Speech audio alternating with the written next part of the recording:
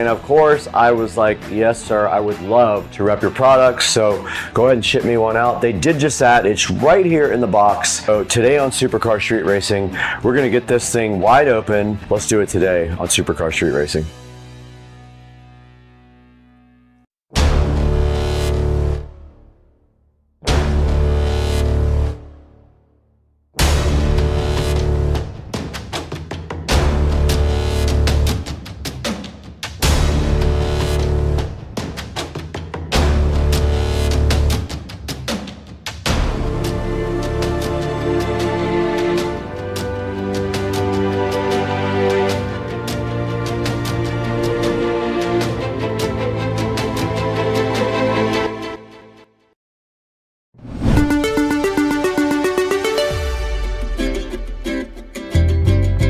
Alright guys, today on Supercar Street Racing, we have something super special for you. Yard Care reached out to me directly and wanted to know if I could show you guys their 2-in-1 dethatcher and descarifier, and of course I said yes because I'm bringing you guys all the best stuff. We're not just going to open it, we're going to actually use it on Rich's yard because he needs it over there. I don't on my yard, but let's get this thing open today. I want to show you guys all the features of this, what it can do, because it has one for dethatching and one for scarifying your yard. So basically the descarifying process slices through the roots and makes the soil looser. Now when you use their scarifier, it cuts through the roots of the grass and allows the roots to get a healthier hold on the soil and grows your grass so much stronger. I'm hyped to try that on my yard because my yard growth is awesome, but I feel like this might help.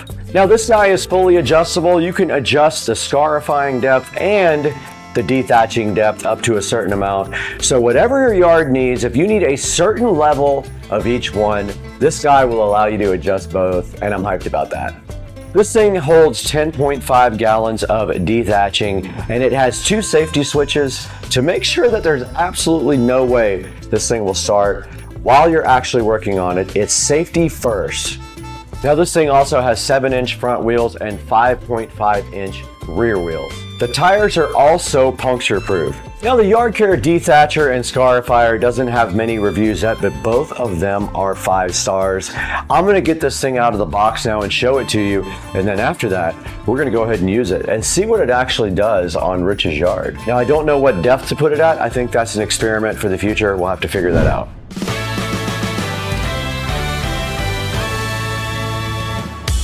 All right, you guys just took a look at all the features and the details about this Yard Care dethatcher and yard scarifier. There's only one thing left to do right now. In my right pocket here, I have the SCSR patented Smith & Wesson knife. This thing right here is ready to go ahead and open up the box. Well, let's get it sliced open. I already took the exterior condom off. All we have is the actual box. Let's get that opened up. All right, I did completely honest, 100% truthful. There were a lot of things inside the box rattling around, and I see now what that is. It is basically just like parts that have to be assembled. And on the very top of the box, we have a nice manual here for you guys to check out at some point. So this is the electric dethatcher and scarifier user manual. Right on top of that, it looks like we have some parts to put together. This was rattling inside the box. So just completely honest, yeah. This stuff here is not packaged, it's just in the box. Here is a bag of accessories here. It looks like things that you tighten up. And here we have another metal wire frame here. Here is the bag. This is a catcher bag. And it does say Yard Care directly on it, but there are definitely loose items inside the box that are not packaged in anything, and they definitely move around. So just be aware of the packaging when you get your Yard Care out. Here is the top part. It is actually connected to the bottom. You cannot remove that. So here's the handle, and that won't come out either, so I've got to figure out that. All right, so the rest of everything is this one piece with the handle connected to it, and it just does come right out, and it is pretty light.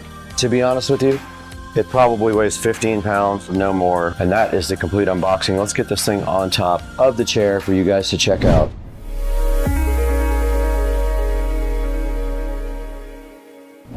Thanks for taking a break from the video to take a look at today's sponsor. It's Tron. Tron sent us this brand new rotating outlet extender for you guys to check out. I got one in my hand right here. It's pretty cool. Basically, you plug this into any existing outlet and it allows a little bit of an extension on the outlet and also allows you to have 3 whole entire plugs from one outlet. And if you look right here, it does spin also. That gives you convenience that you can spin the plugs on any direction that you want to. Now it does also spin, so that gives you the advantage of putting the plugs on any side that you actually want to. Since it has side plugs, you will not block your existing plug. This thing is awesome for business trips and travel too. You can throw this in your suitcase and take it along with you when you go on trips. So since this doesn't have any kind of internal protection at all, it's perfect for cruise ships. It is approved for use on cruise lines. It's so cool because it fits into tight spaces like behind furniture or behind appliances in the kitchen. So go ahead and take a look at this Tron multi-outlet splitter extender. I'll give you guys a link down in the description. Please tell them Supercar Street Racing sent you and go ahead and buy from our official sponsors.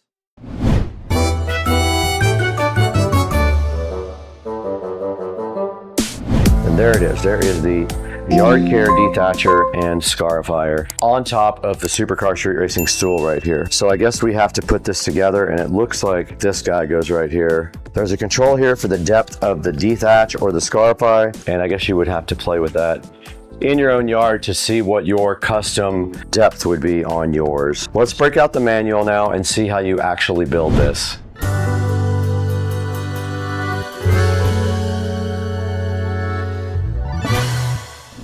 All right, I got my reading glasses on now. You guys have never seen these, but this is the only way I can read this tiny text on the manual. The first step is to put the cable holder on.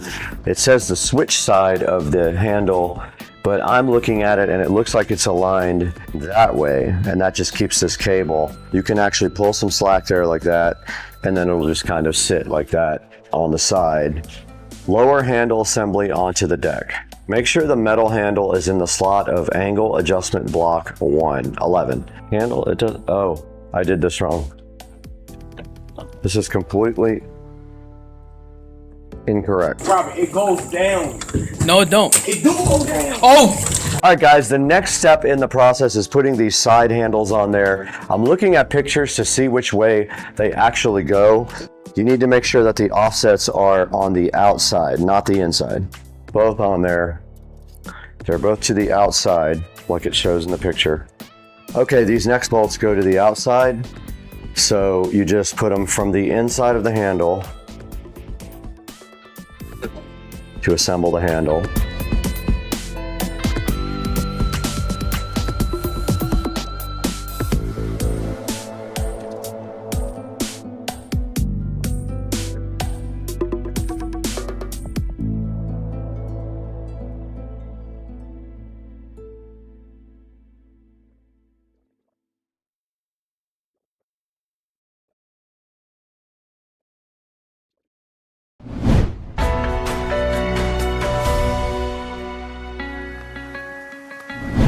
All right, guys, you just saw me build this whole entire dethatcher and scarifier, and it took me about an hour because basically I could not figure out the part with the bagger. Yeah, now after we built this thing, all we have to do, now reminder, this is electric, so it needs an extension cord, so it is not battery powered. But now that it's built, all we have to do is go directly over to Rich's house, go ahead and dethatch his yard and see if we can make his grass grow a lot better.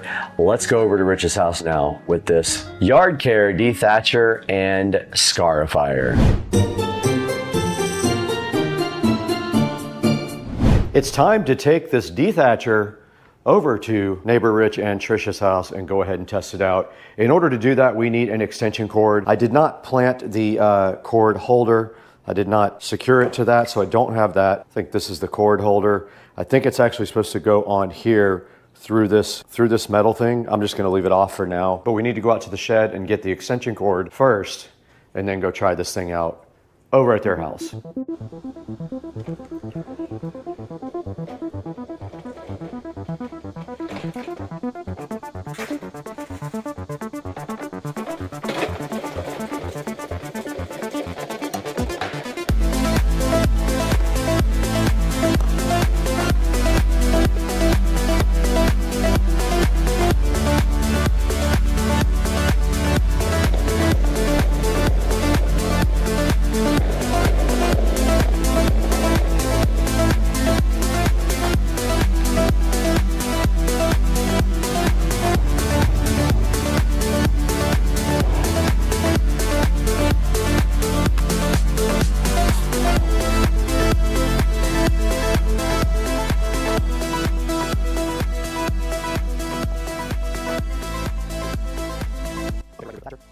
Okay, we're right here with the dethatcher. I'm not sure of the height. I've got it on -9 millimeters. I'm gonna try a little bit like that and see if it does anything, if it has a good effect. Now to use it, you simply push the button on the handle and you hold back on the lever. You can hear it and see it working.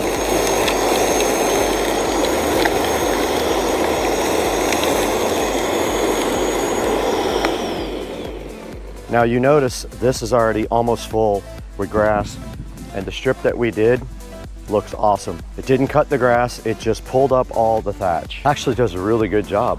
Check out the strip that I did with the dethatcher, it looks awesome.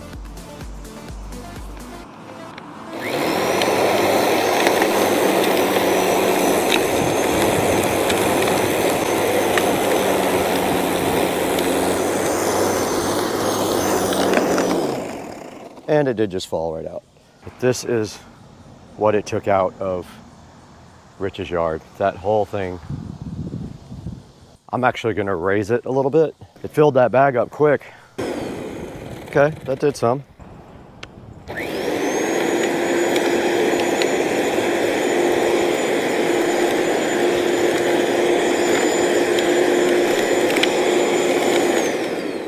But you can see there, we have a full bag of different stuff from the yard. That's exactly what this thing is designed to do. That was like 2 minutes worth of dethatching and I got a lot of the leaves. Look how much it got.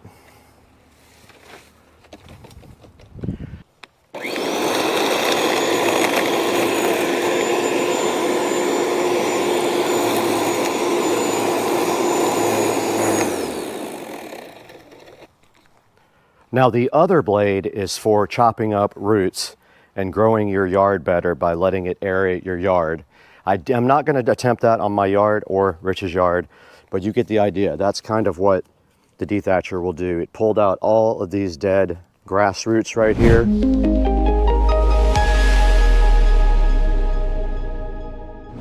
All right, guys, you just saw us over at Rich's house dethatching his yard. He really needed it. He had a lot of dead grass in his yard, so we thought we could help him out by taking the yard care dethatcher over to his house directly. But now let's throw it to Supercar Street Racing Studio B. With me, I'm going to tell you guys how to order this on Amazon. There'll be a link in the description for you to go ahead and order that. It helps us out greatly. If you can order all your stuff through any of our affiliate links, you don't have to buy this product. If you buy anything, we get a little bit of dollars and it helps the channel grow. And thanks for 160-something thousand subscribers. Let's throw it to Brad.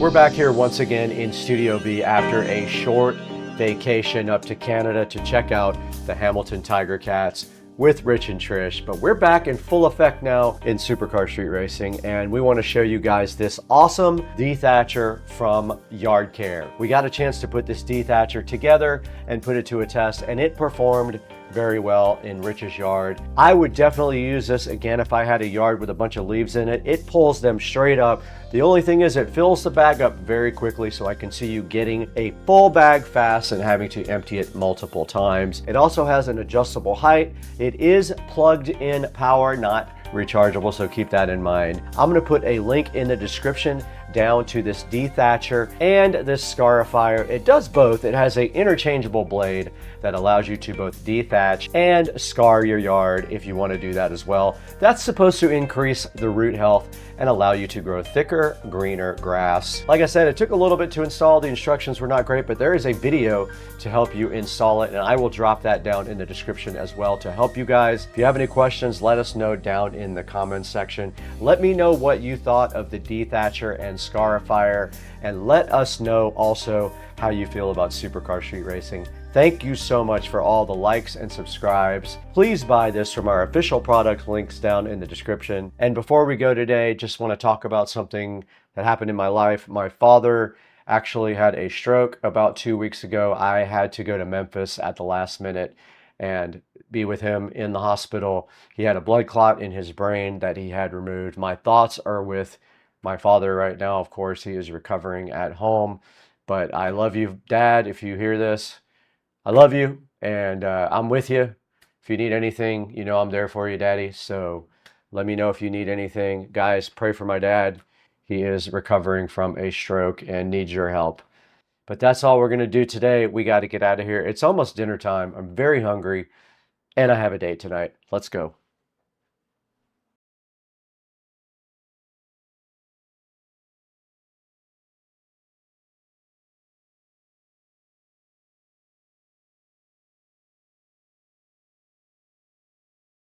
Guys, welcome back to the channel. We have a new adventure today for you on Supercar Street Racing. You got Brad here, and today, look what we have. Here we've got this Mighty Max battery here. Pretty awesome. And we've also got this switch for the headlight, and we are going to get these both installed today on Supercar Street Racing.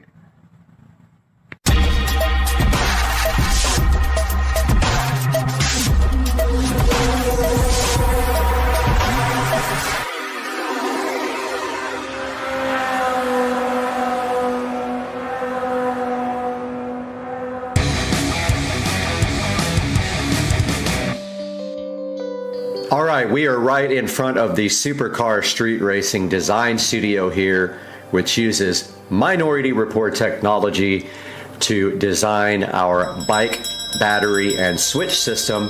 We've got Photoshop open right here. We've got our clip art over on the monitor that you guys can't see. So the first thing we need is the generator on the bike. Now the bike does have a generator and not an alternator. So let's pull that over. Put it down here. We need a battery. Let's pull that over. Drop it up here. I've been having trouble trying to get the colors working on lines, but I think I might have it. And we need a switch here. And we need a light, and the closest thing, I didn't download a light. So the closest thing I have is here. And then we need to do our wiring. So the way a on-off switch works is that it just has a plus going in and a plus going out. It also has a negative if it has a light inside of it. So what we need to do is get power from our generator to our battery first. So let's draw a line here. And I think to do the color, you go fill, and you go solid, and you go like this.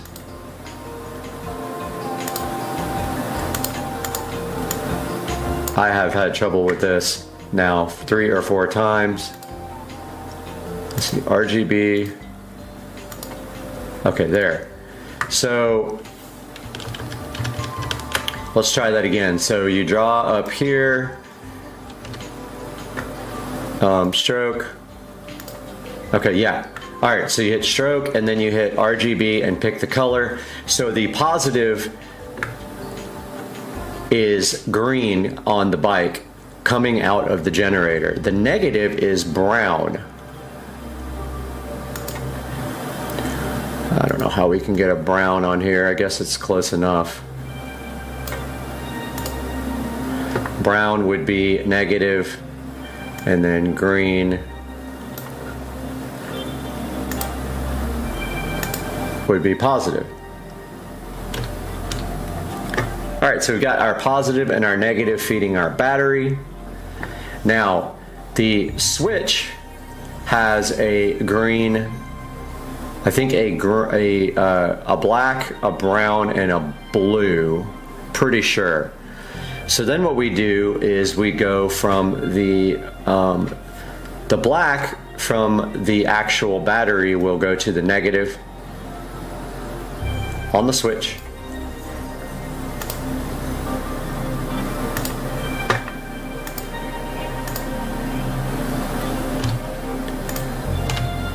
So that is negative from the battery to the switch. Then we go from the positive on the switch to one of the leads on, positive on the battery to one of the leads on the switch. So let's just do that one red.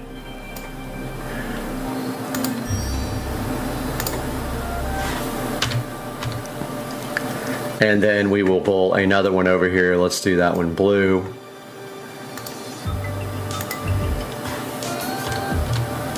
So this is negative, this is positive, and this is... Okay, wait, I did this part wrong. Back up.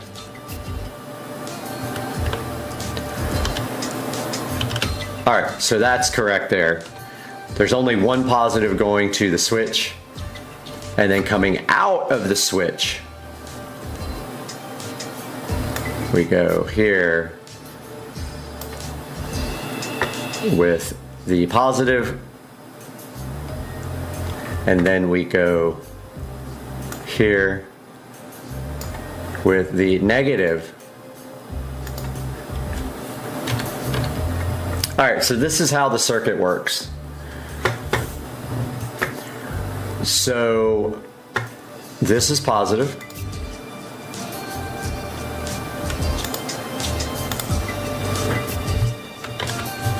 It's tiny.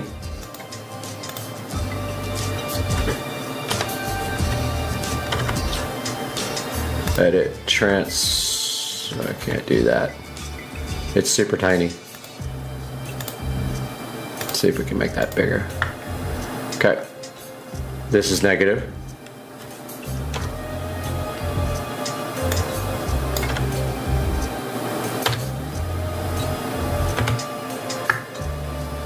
Of course, the blacks are negative here. What does lorem ipsum mean? I don't even know. I wanted to Google that. And this guy is positive here.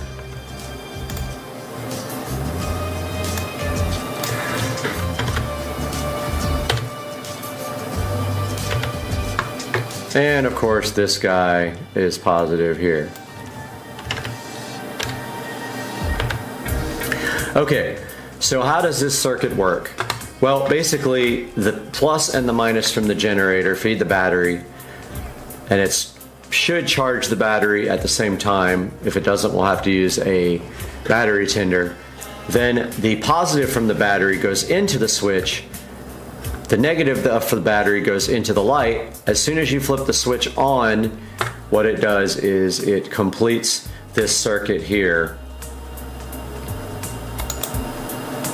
and it provides plus to this light. At the same time, it charges the battery. And since the LED light was flickering because of the lack of constant current, this will solve that whole problem with the flickering on the LED light. So let's get to work. All right, we are out here in the garage taking a look at the existing wiring, and just a little update on my thumb. It is still jacked pretty good. I still can't bend it all that much. It's purple. I have 3rd-degree burns on the back of my legs from the exhaust pipe falling over on me, and I still have a busted up knee that you guys can't see very well. So, but I'm doing better. I will recover.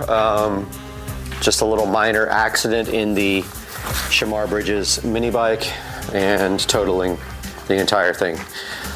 I'm getting my chair out right now, and I'm going to cut the existing wiring and test the battery on the existing wiring. So let's cut our zip ties that we did so nicely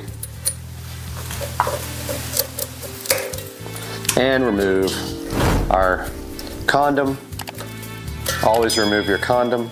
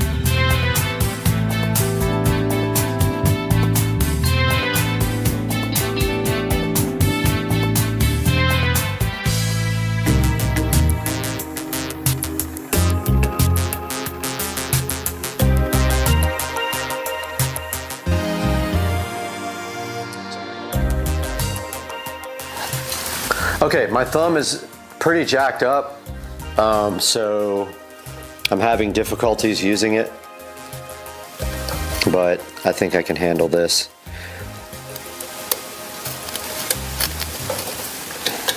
And now we need to strip these two, just so we can test the battery. And the battery is charged, by the way. I do have a charger as well. So let's go ahead and strip just enough off to test our battery.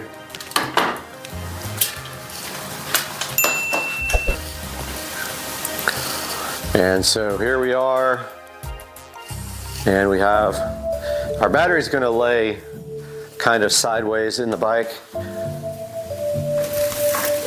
This should be enough if I can hold on to it. Should be green to positive and orange is negative.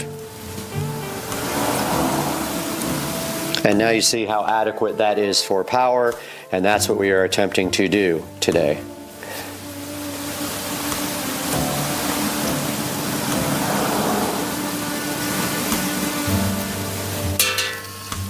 All right, let's get working on this.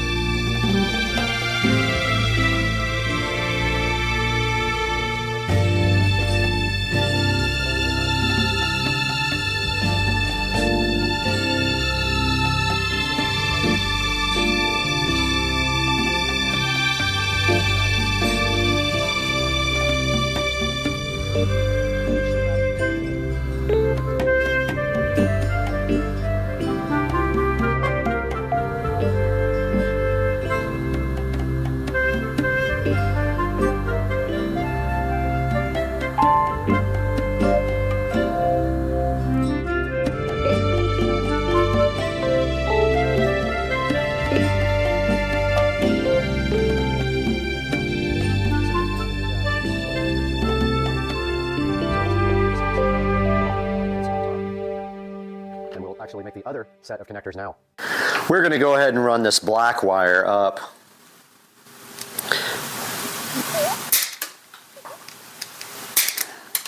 to the light from the battery,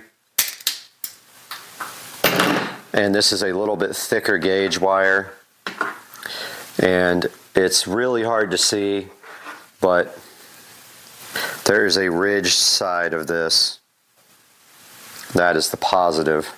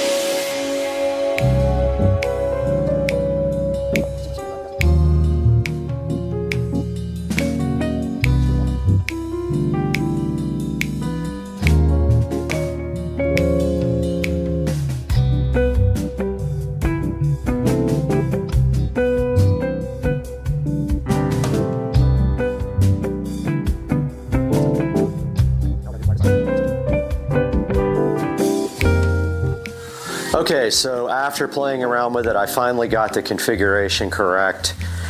The blue wire from the switch goes to the green wire on the headlight, and the brown wire on the headlight goes to ground.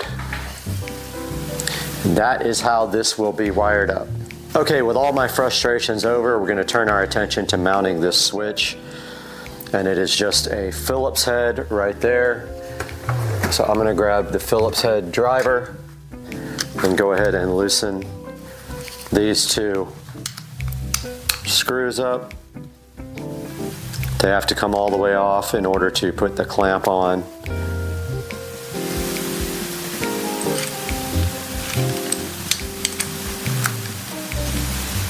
It's very hard to work with one thumb. And I've already crushed my thumb 2 or 3 times and made it hurt.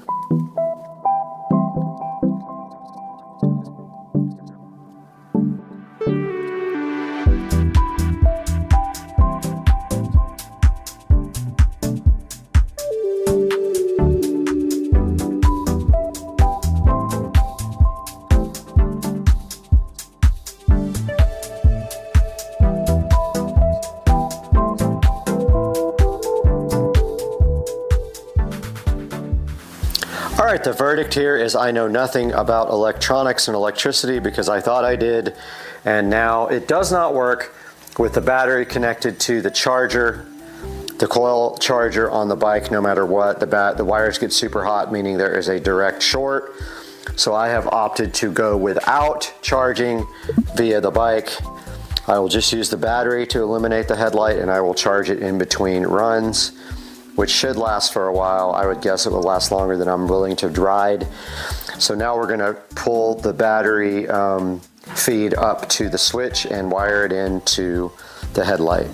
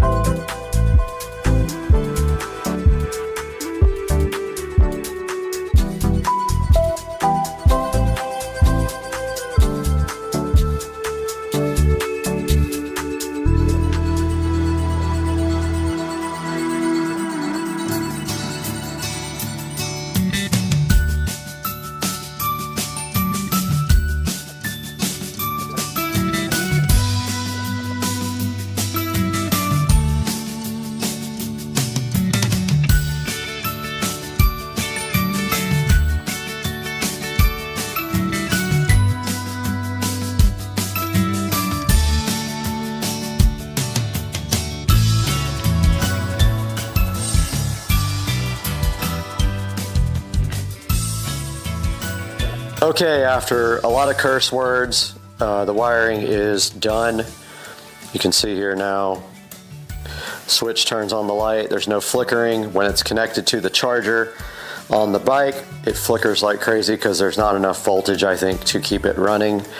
Very little voltage. And we have the nice blue light here. Now all we have to do is clean up this wiring next.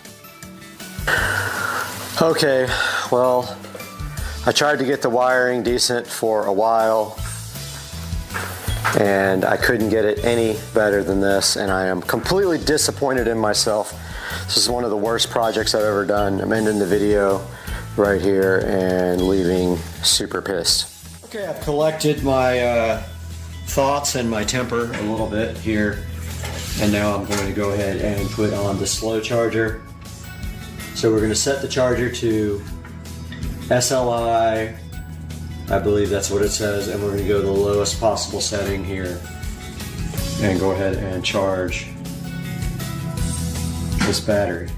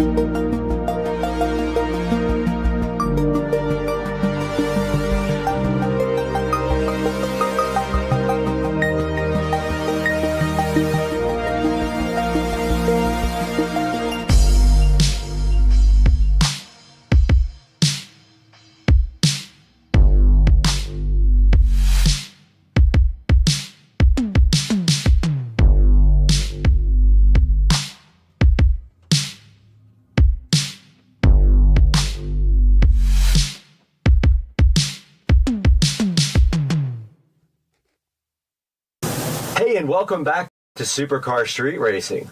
I'm so excited to have you guys back today in our brand new 4K production studio. Today, we're going to take a whole tour of this beautiful brand new facility and tell you what this is going to mean for the channel, because this was built specifically to enhance your experience with Supercar Street Racing. And you can see behind me here this beautiful editing rig set up and ready to go. So let's take a look at the Supercar Street Racing 4K production studio.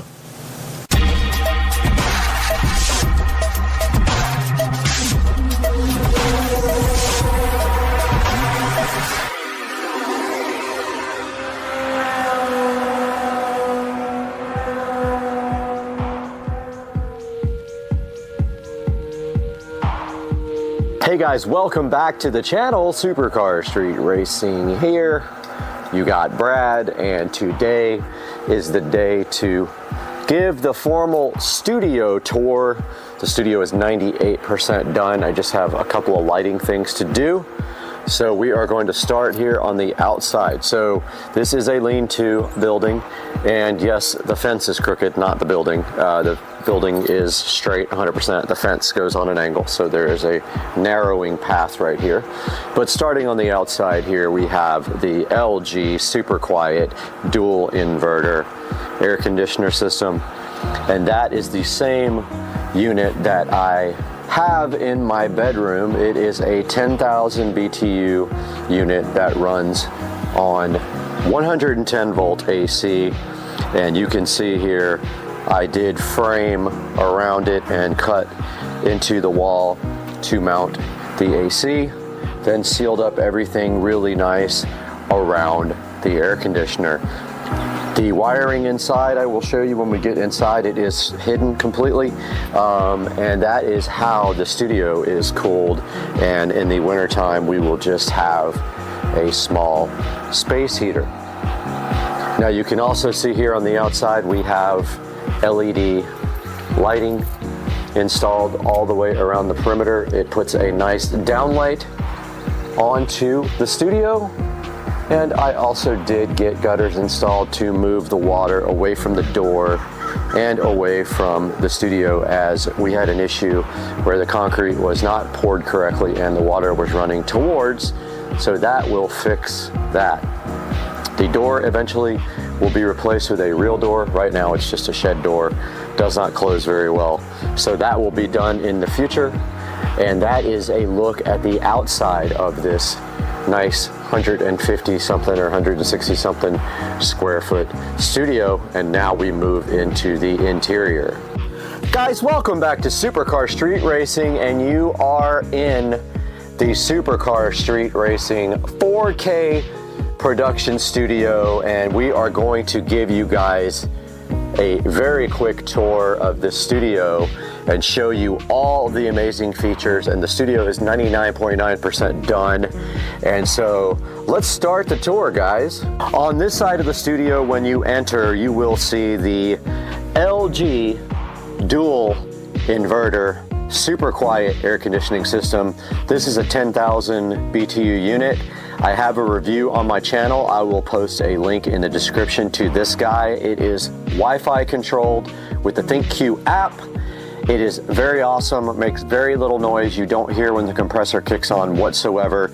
This is how I'm cooling the studio. I did build it directly into the wall, sealed it really nicely, and then with my foam tile skills, I foam tiled all the way around it.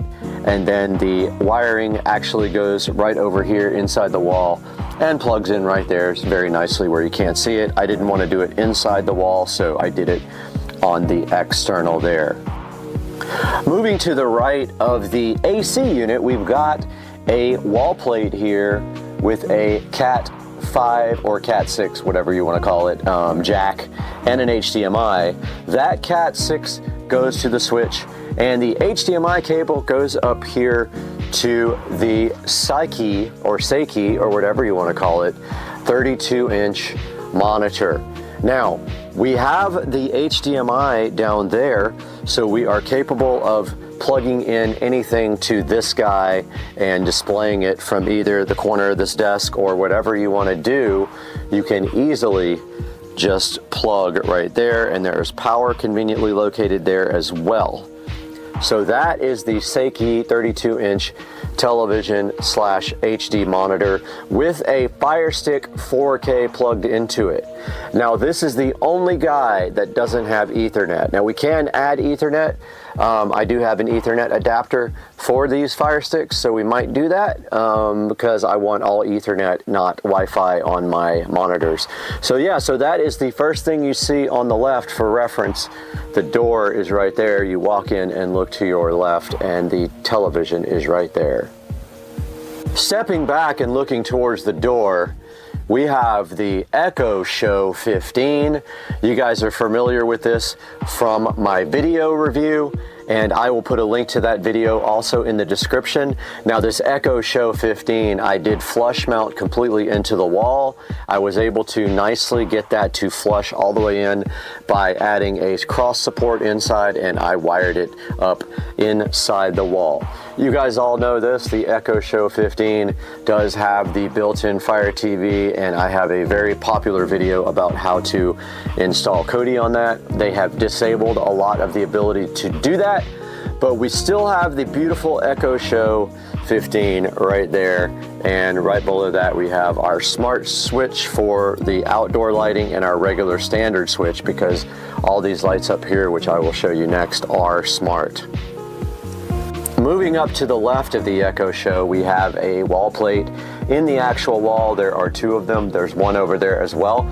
This is going to be for Govee lighting. The hexagon panels are going here. I have not purchased them yet, but I will be putting the Govee hexagon lighting right there.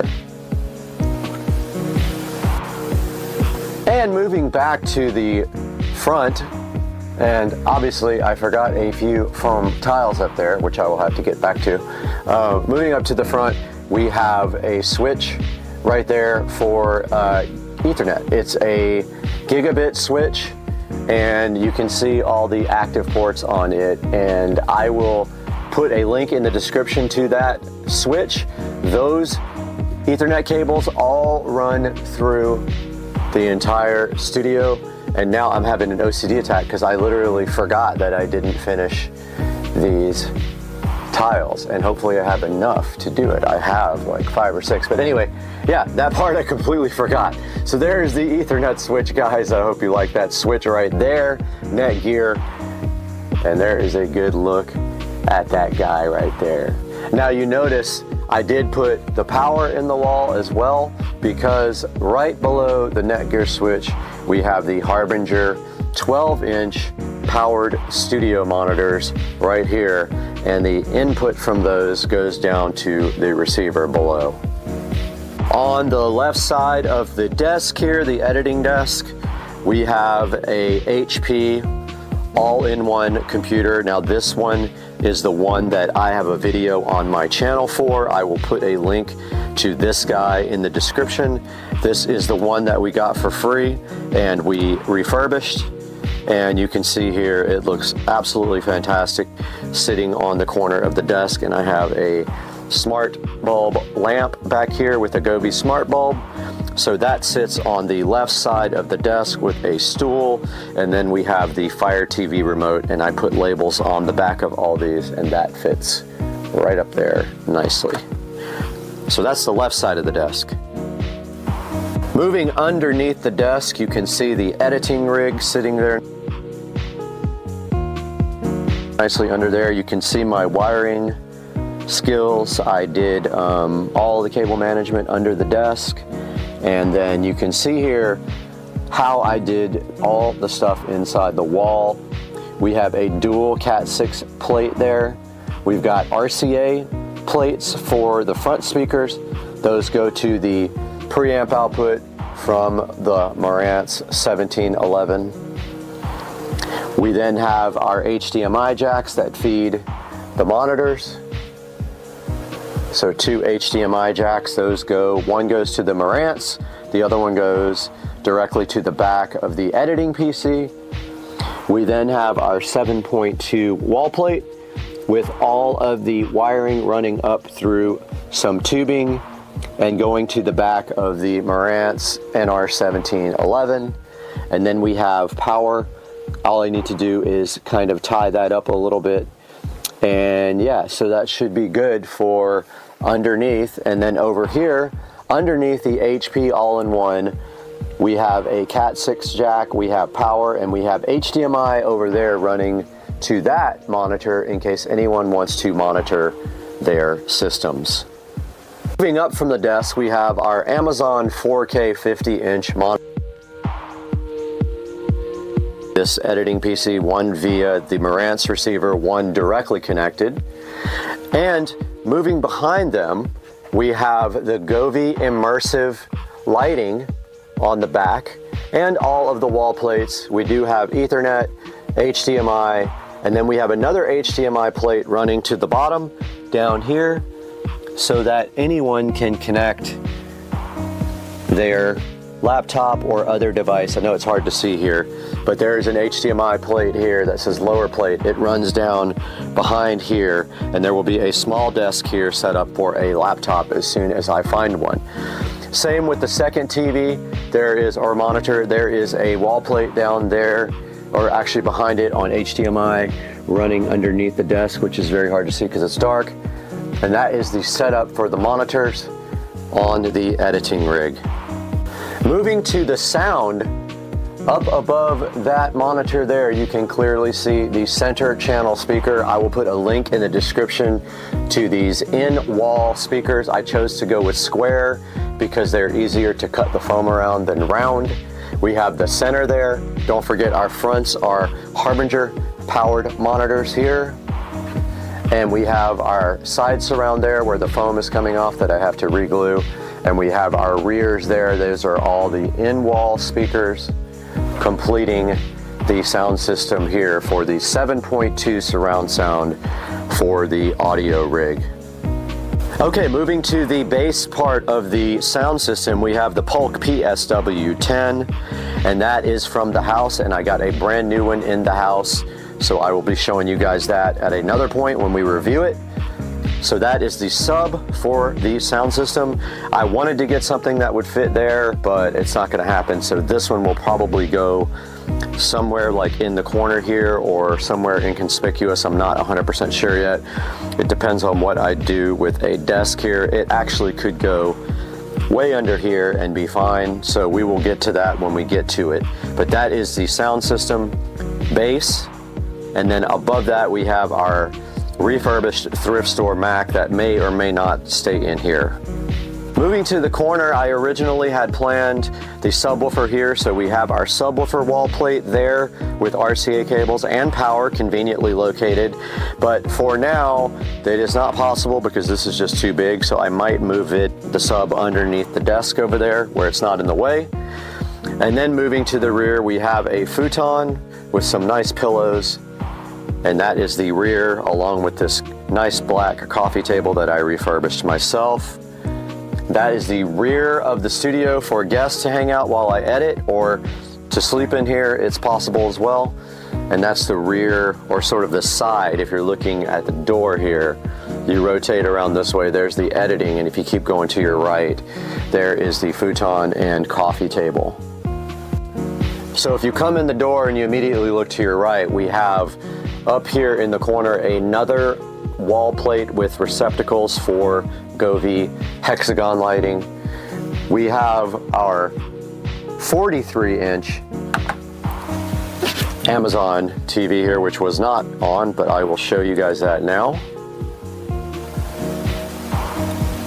And for whatever reason, it affects both televisions. I don't know why that is the case. They're supposed to be locked to their own guy, but this one is affecting the one behind me, which is hilarious. When I pushed the home button, this guy went home too. So yeah, so this is a 43-inch 4K Amazon TV monitor, and that has its own built-in, obviously, Fire TV system, and behind it, it is hardwire Ethernet to the switch up in the corner right there.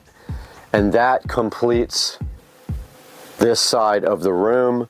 If we look down here, we have a Cat 6 wall plate, so you can hook up here and chill and have wired Ethernet. If we look down here, we have Cat 6 and HDMI. HDMI feeds the second input to this monitor, and then you have power. So this is capable of also displaying up here, and that rounds off this side of the room.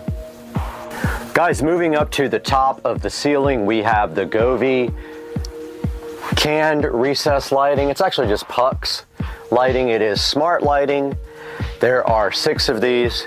There are 4 in the studio part here, and there are 2 behind the televisions up there. And they are all smart controlled. Alexa, set the studio switch lighting to blue. Alexa, set the studio switch lighting to 5%. Alexa, set the studio switch lights to red.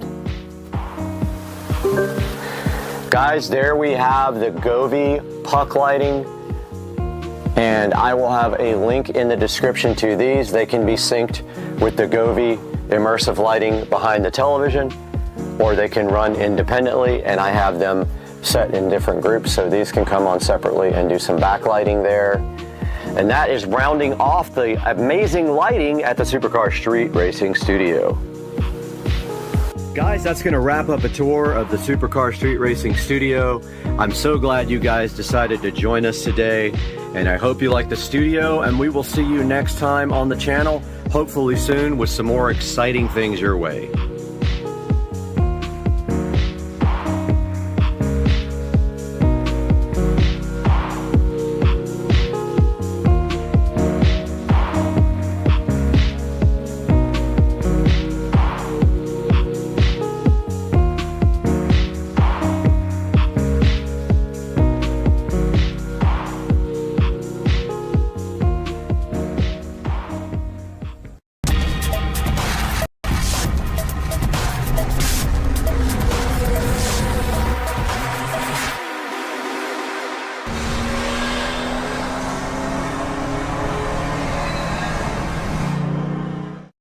Guys, welcome back to the channel, and today we're taking a look at the Como Gear outdoor TV cover, universal.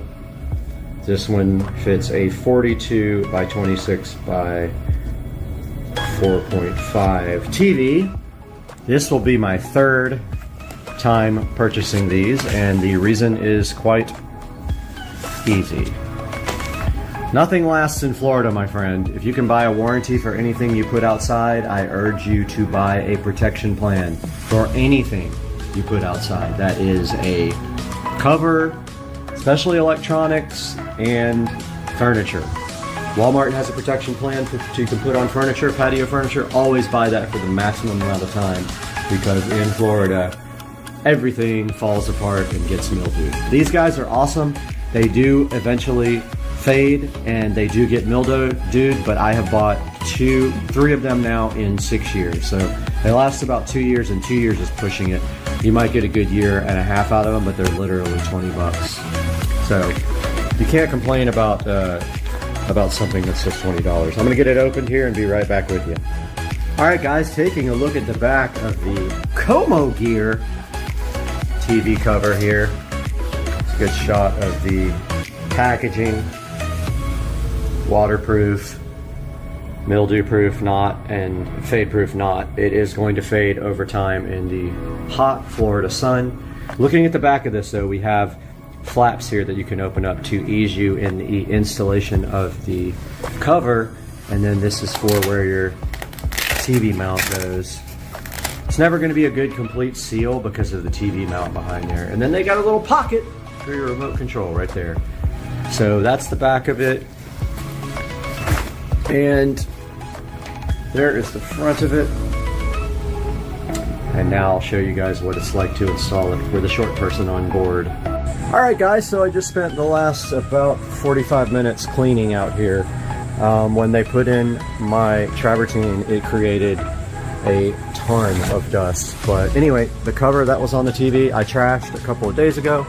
So here is the TV, we're going to attempt to put this cover on and get it all tucked nice and neat, and we will put you on the tripod. Here's a good look at the Element television that I bought off Craigslist many years ago. The sound is intermittent on it, but it doesn't matter because we have external sound. It did work. Now it doesn't anymore. So, get this cover on here. We'll go ahead and undo these Velcro straps. And the cover one. I want the one for the TV mount.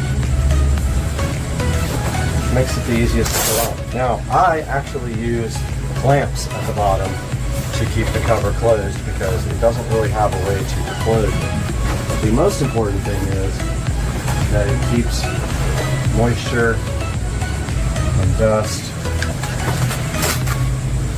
sometimes insects, not all the time, off of your lovely outdoor television.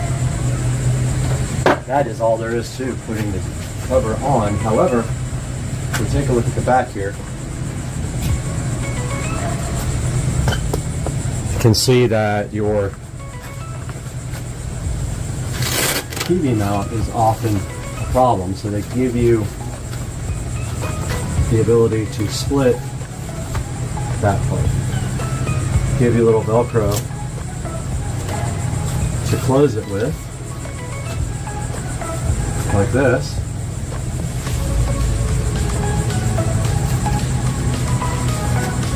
There's not much you can do about the fact that your wiring is going to be in the way.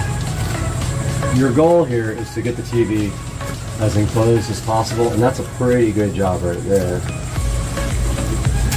Over on this side we can do a little bit better, I think. But not much better than that. Not with all the stuff that I have. I will be cleaning up this wiring back here. I have made a point to do that, so that is on my list of to-dos. And I have a clamp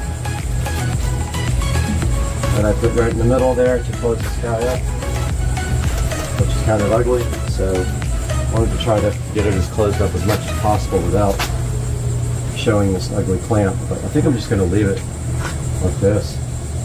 There's no Velcro in the center to keep it closed, and maybe I can, clamp it in the back, that way you can't see the ugliness of the clamp. But that is all that will close, so might look better without the clamp. Yeah, it doesn't really close in the middle that well, so I always just clamp it like that. I did have 3 of them, one on each side. It does have some Velcro right here, but that would be my only complaint about this TV, is that it doesn't really close, or TV cover. It doesn't close that well, but as you can see, it looks better than nothing. And I have an articulating mount, but that's about all I want to try to close it, because I have wiring and stuff back there. So that's it, guys. Here's a good look at the mount. Looks pretty good, adds a good flair to the patio and protects the TV as well. Hope you guys enjoyed this video. Please check out the link in the description and buy it through my link, please. It helps me out tremendously, and subscribe and like. Have a good day, guys. Give the rabbit a massage, Bubba. It's Rabbit TV. That's so nice of you to pet your friend. You're definitely not trying to eat his face off. I know.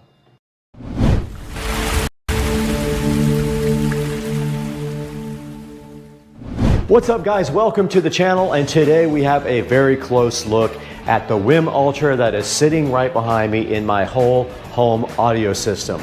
We did go ahead and decide not to use a regular receiver with our whole home audio system this time. We went ahead and got the WIM Ultra and a big 8-zone amp for the whole house. So check it out. We're going to talk about this today on the channel. Stick around.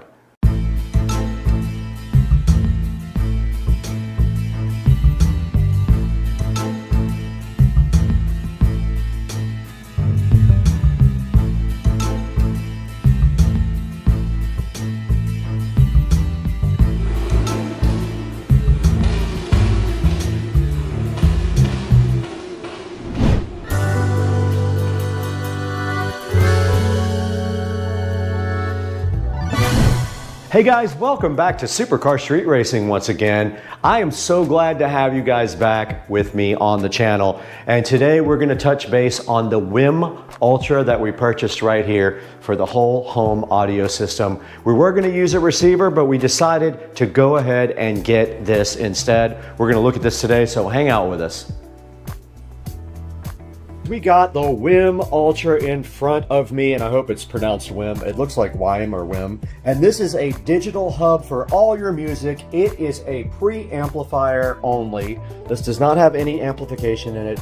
It does high-res audio, Spotify, Tidal, Chromecast, and of course, if I say this, it'll wake up, but you know what that is from Amazon. And then on the side, it says it looks good, sounds great, your magic home theater, and it's simplified, and it does effortless multi-room audio. I am super hyped for the WIM Ultra sitting right here, so fresh and so fly in front of me on the table. And on the back of the box, it just says Dolby Audio and HDMI, and then tells you what actually is included in the box. Now, this is for the whole home audio closet to wrap up that project right here. I've been waiting on this. So let's get this thing unboxed and see what's inside. I am super duper hyped for this. Unboxing the WIM Ultra is as simple as just pulling on this little plastic tab right there. You have to be smarter than the box, and I failed at that because there was one on each side, guys. So the box did beat me on that. And now the WIM Ultra is looking so fresh and fly in front of you with no box on top of it. It is completely naked. It is gray, as you can see right here with the peel sat. It is inside of a entire condom here. Let's get it out. First thing I notice is the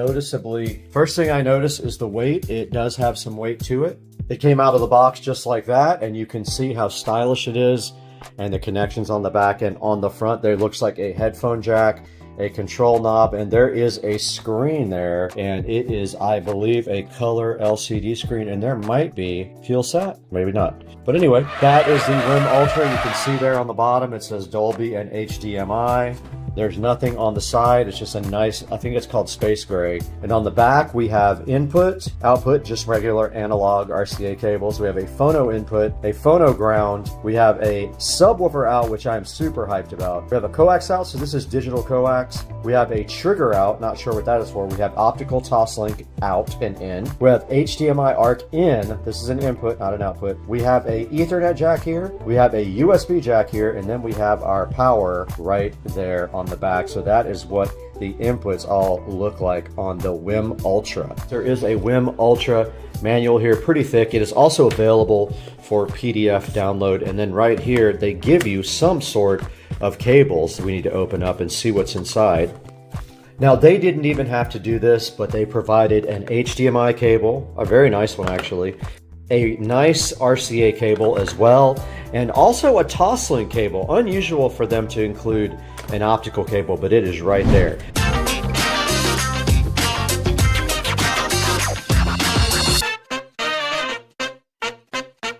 All right, we did show you guys the unboxing of the WIM Ultra and some of the features on the back. We have not shown you yet the app or how it works or this guy in action. So you can see right here in front of me the WIM Ultra sitting on top of the whole home 8-zone amplifier.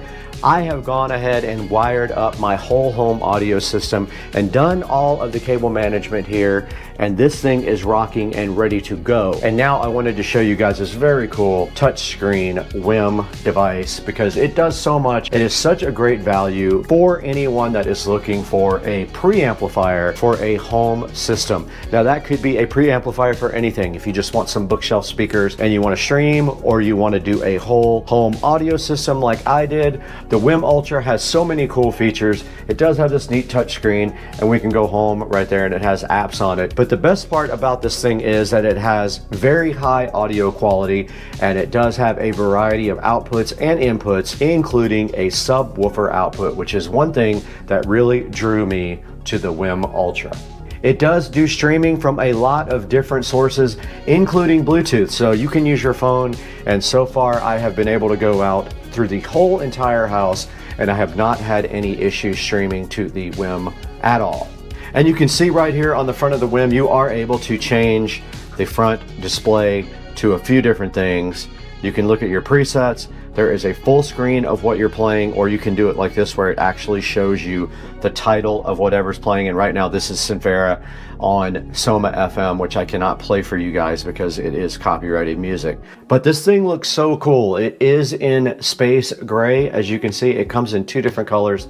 I opted for the space gray. It does have a remote right here, a wireless remote with voice that allows you to control it remotely, or you can also control this guy with your smart home. So either the Amazon ecosystem or the Google ecosystem can control the WIM Ultra.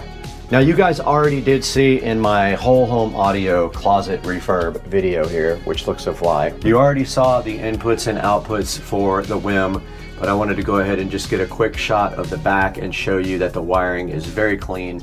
I tried to make sure that I did everything right this time when I did the wiring, and I am using the RCA inputs from the dot here. So the input to the WIM is from this dot so that you can do smart home features with the dot right there.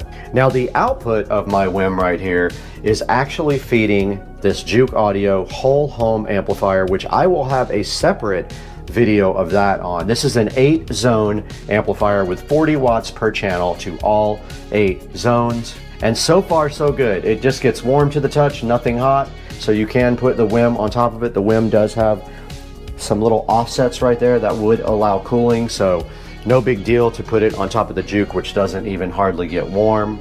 Now the subwoofer outputs of the WIM are feeding this Behringer Ultra bass right here. This is our subharmonic processor for the entire house, and that in turn is feeding this distribution amplifier, and that sends bass to the entire house. So we have bass in our bathrooms, we have bass down here, and we have bass in the living room over here. There are 2 subs in the living room, 1 in the kitchen, 1 here, 2 in the back closet, and 1 in the office over there. Now if we go back to the home screen on the WIM Ultra right here, you can see that you're allowed to have presets. So some of the favorite things that you like, you can go ahead and put in a preset, and you can see right now I have that empty. I have not done anything to that yet. Now if we go to info, you can see the device name, the IP address. It is connected via Ethernet, which I failed to mention.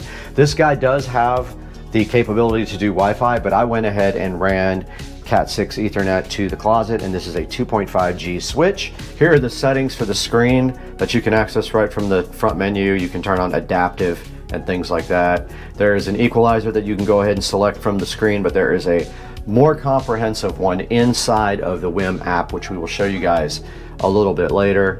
And if we go back to player, this is what I was listening to last, and you can see the input here is VTuner is the input that it is using. And of course you can select the input and the output.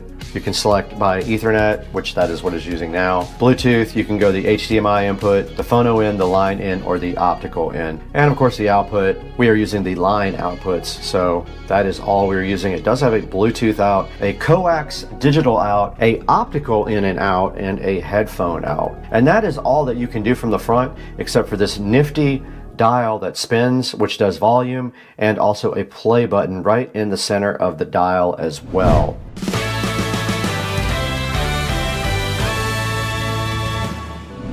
All right, we're back in front of the WIM Ultra now, and as you can see, we have our app up. All we did to go ahead and install the WIM was just hit add device. It was very simple. It found the device right away and it did update the firmware. Now going into the actual device here, you can see that the device is playing Sinfera. It is on pause right now, but if we go to the settings part, this is where really all the meat and potatoes is of the device.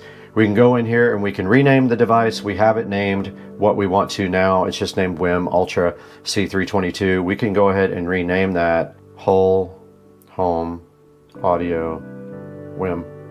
All right, we did rename it. You can see right there on the screen, it says Whole Home Audio WIM. Now we can go into device info and we can see things like our SSID, we can see things like our MAC address, our firmware version, and we can check for updates.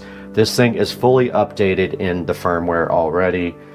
There is an alarm clock that you can set up in here. There are presets and you can hit edit here. Now there is a network status. You can see that we are connected via Ethernet to our network and we are at 192.168.0.167 right now. Our preferred DNS server is set to Google is 8.8.8.8 and IPv6 is turned on at this time. Now if we go to standby mode here, it is set to go into standby after use has stopped for 5 minutes. Now you have to pair the remote when you get the device. So I have already paired my remote. It is already right here. WIM voice remote is what it says. Now screen settings are interesting. You can go into brightness level and you can change it to adaptive brightness or you can leave it on whatever setting you want. I have adaptive off and I have it set for full blast. Now when we go to standby screen, this is really cool. This is where you can customize your standby screen. If you hit customize here, you are able to actually upload pictures. You can see it comes with some stock designs down here, but I uploaded some pictures of the house and the Tesla and things like that that are more interesting to me. Now down here is where we get into the meat and the potatoes of the sound. So your first choice that you can do is an EQ here. Now you can see right here, you can have a different EQ for each one of your sources. Like you can have an EQ for Ethernet,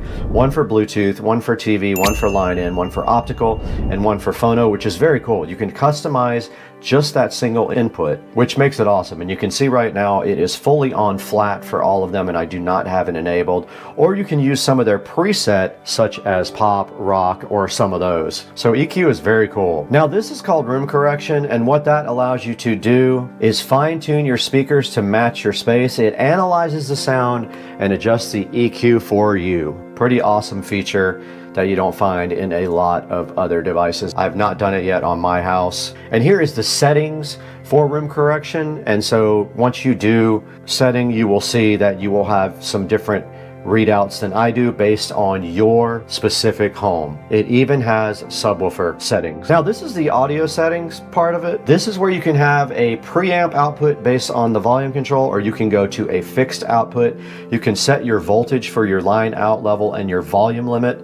And then you can set the resolution of your digital outs, which is the SPDIF and the coax. You can set what bit rate you want your digital outputs to be. You can set it for either stereo, mono, left, or right. You can set the balance right there to left or right, and you can set this thing to fade in and fade out smooth transitions between tracks to eliminate clicks and pops like on a phonograph. All right, now this is your audio output. Basically, you are able to set up which output you are using, and right now you can see we are set to line out. And then also you can change what kind of digital audio converting filter you want. Right now it's set to linear phase, but there are 5 or 6 different types of audio filters you can actually use with your WIM. Now this is a subwoofer out. This is one of the reasons that I bought the WIM. I wanted a preamplifier with a sub out.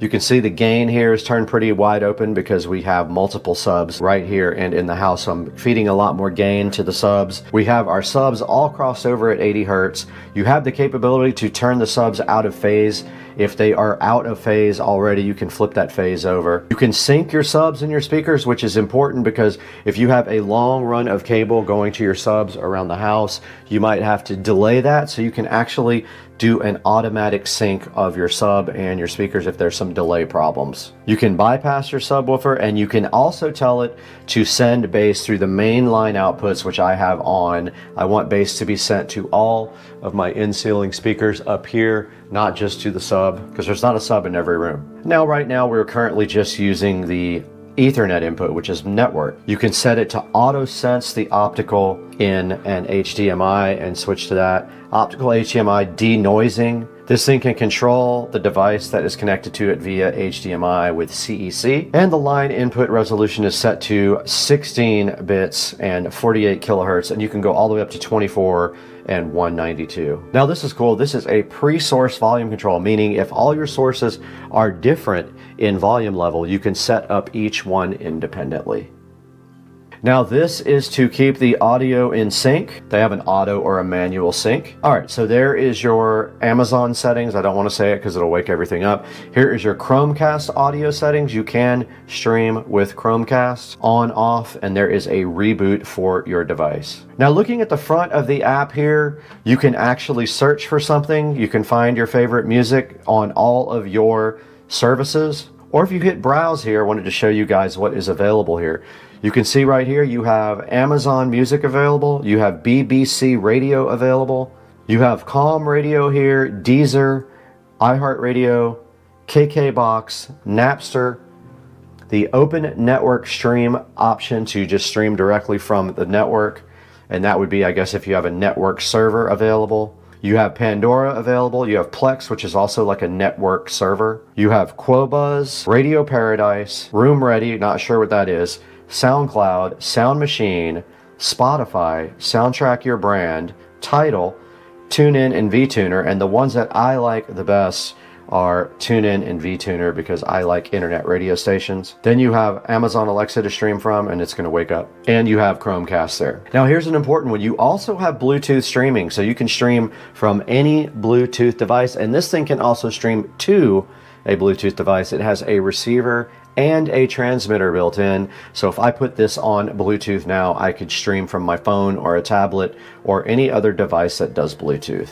The TV input is the HDMI input, right? So that is just providing audio from a source that has HDMI. Line in is RCA input, so there's analog. You've got your optical input as well, which is the digital input. And then you have a input for a phono as well. Now let's say that I want to go to the VTuner and I want to search for something like Soma FM. So it found all the Soma stations, and now let's say I want to listen to one. Let's say I find one that I like. I can go ahead and add it to my favorites here.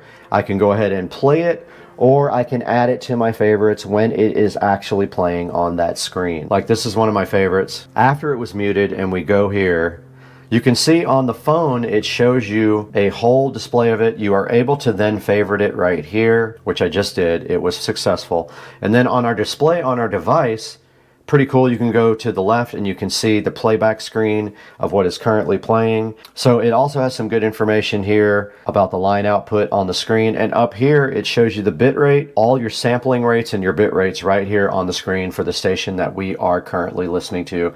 So now that is added to my favorites, meaning when I go back to favorites here, it will show up on the bottom of the app there like all these other ones are, and we can play it directly from there as well.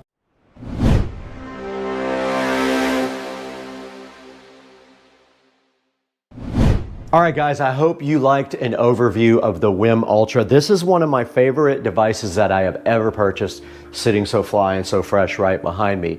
I highly recommend the WIM Ultra if you have a need for a whole home audio or just a bookshelf system or to stream to a couple of rooms. This thing is pretty cool, and it will just get better as the firmware updates keep getting released. You could see on my WIM Ultra back here, it is connected to my whole home audio system, and it is serving the entire house via the app whenever I need it. It plays back through all of these speakers, and I will do a separate whole home audio tour again since I updated this with every room being shown. But for now, that is going to do it from this part of the tour of the WIM Ultra. Now we need to go back into the office or the studio, not sure which one we're going to go to yet, and take a look at this online with Brad in the studio or the office, one of the two.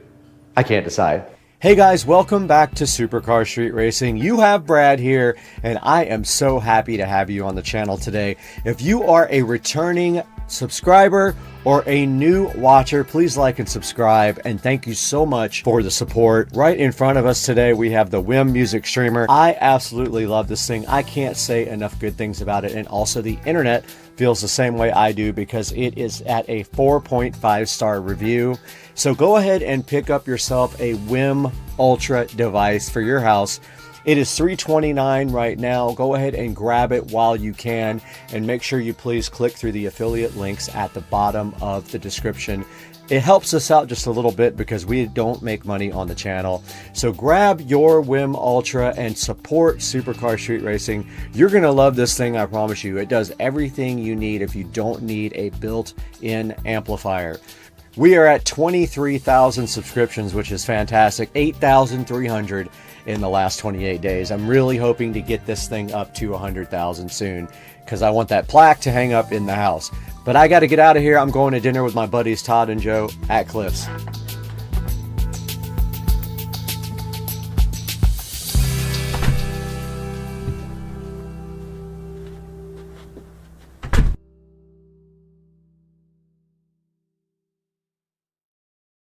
What's up everybody, welcome back to the channel, and today in an effort to make this white golf cart black, this happened.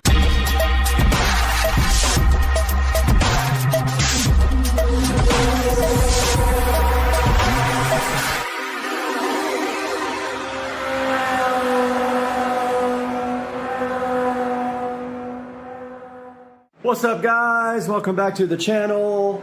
And today we are changing out this beat up white top for a black one.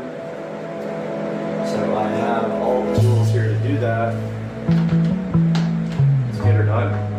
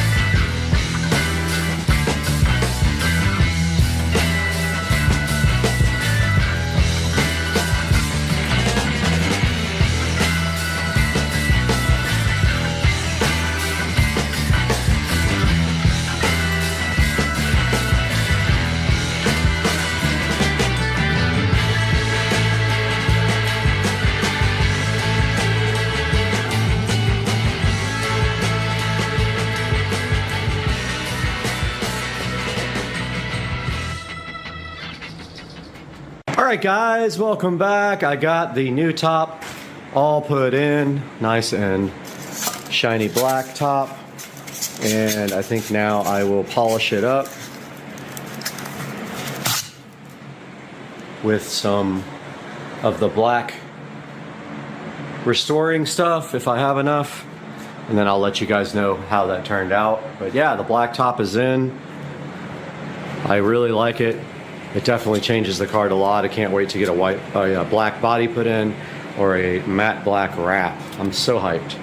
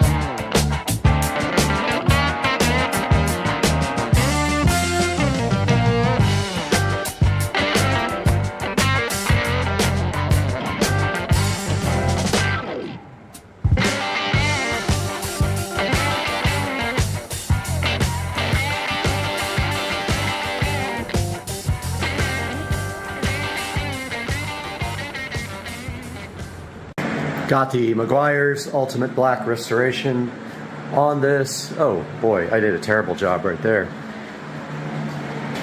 Let's go back and get that place that I really messed up.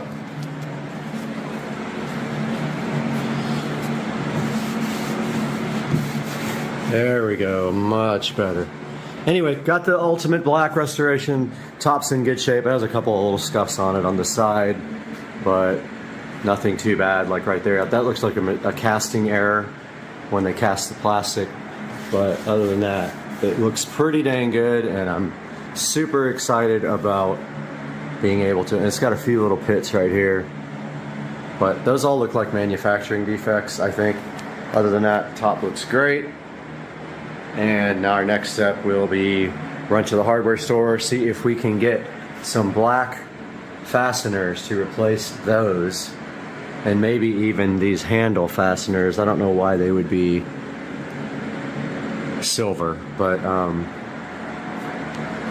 yeah, I think those are probably the same exact dimensions. So I'll try to get 2, 4, 6, 8 of those to replace all the silver stuff, and then we'll see what happens after that. All right, now we got the patio lights on, so the string lights. We got the Govee sconces, and we got the Govee LED color changing RGB IC bulb.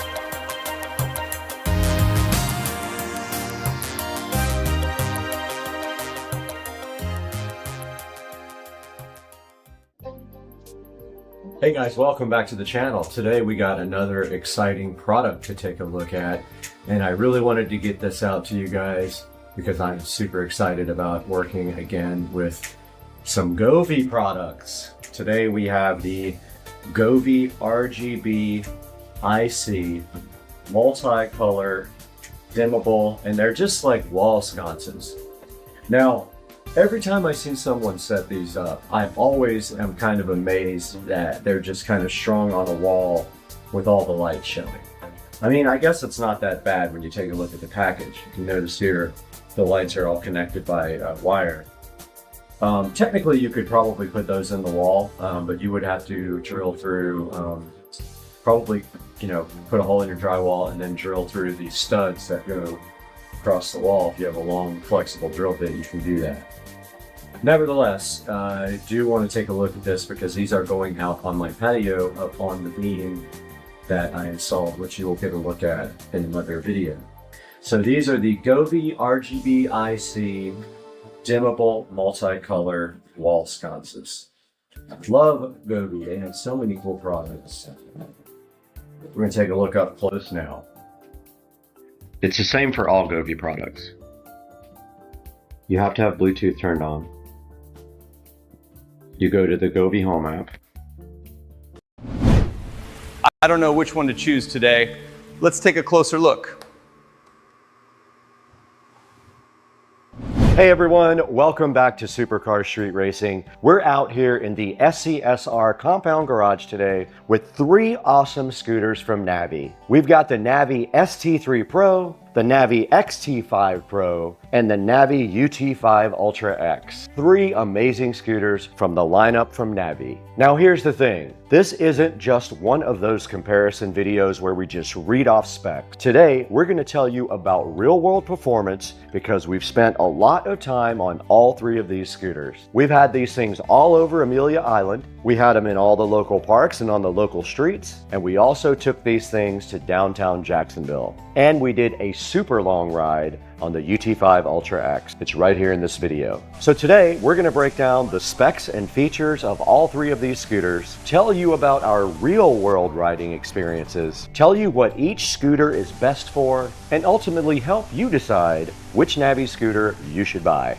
Because honestly, these are all amazing scooters, but each one is different for different riders. We're gonna let you know why. If you're looking for range, comfort, commuting, weekend fun, or something more powerful for longer rides, one of these is gonna probably stand out more than the other 2. So make sure you stick around to the end of the video, because at the end, we're gonna help you decide which Navi scooter you should buy. And if you enjoy electric scooters, tech reviews, e-bikes, golf carts, make sure you hit the subscribe button and the bell icon, because we've got more coming your way. All right, let's get right into this. Joe, roll the clip.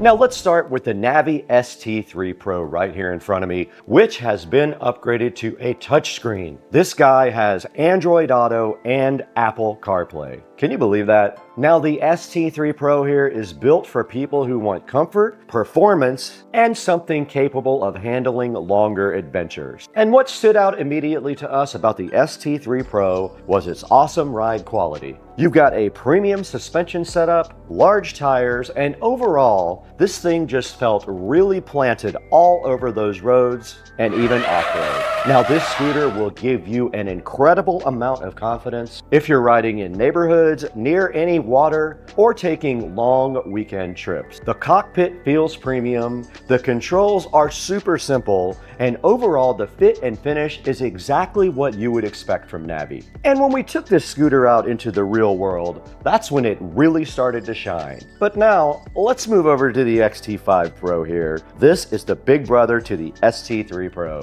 Now, this XT5 Pro here brings a little bit different of a personality to the party. This This one feels like a scooter designed for versatility. Now, whether you're just cruising around town in your own neighborhood, or at local parks, or taking a long ride, the XT5 Pro feels like it could do a little bit of everything. And what I really like here is the awesome balance between performance and practicality. It still feels powerful, it feels awesome and safe, but it also feels approachable. And if you're somebody that wants a scooter for everyday fun or weekend trips, the XT5 Pro definitely fits that mold. And you'll see in our tests here, we tested this in multiple environments right here on this video as well. Not just one trip, we've taken this thing tons of places. We rode this thing on Amelia Island, also took it to local parks right around the neighborhood. We wanted to see how it handled different terrain and different riding conditions. Now, let's talk about the bad boy of the lineup, the UT5 Ultra X right here. Now, the UT5 Ultra X feels different immediately the second you get on it. This guy is built for people who want to go places. And when I say go places, I mean go places. Just like in this video, Joe did it. This guy ended up on our downtown ride where we cruised around for hours, really putting some miles on this thing. We tested this thing all day long for 2 days. And the one thing you notice immediately about the UT5 Ultra X is how comfortable it feels for longer rides. And when you're putting miles on your scooter, ride stability matters and comfort definitely matters. And this scooter really impressed us in both of those areas. Joe rode all the way from downtown to Cliff's Bar and Grill, around 16 miles, and honestly, that was one of the best tests you could ask for a long distance ride on a scooter. It's right here. Now, if you're looking for a scooter that can be your daily commuter or your weekend adventure, this guy deserves a look. So, on paper, all three scooters are impressive, but specs only tell half the story. The real question is, how do these three scooters actually feel in the real world? Let's roll the footage.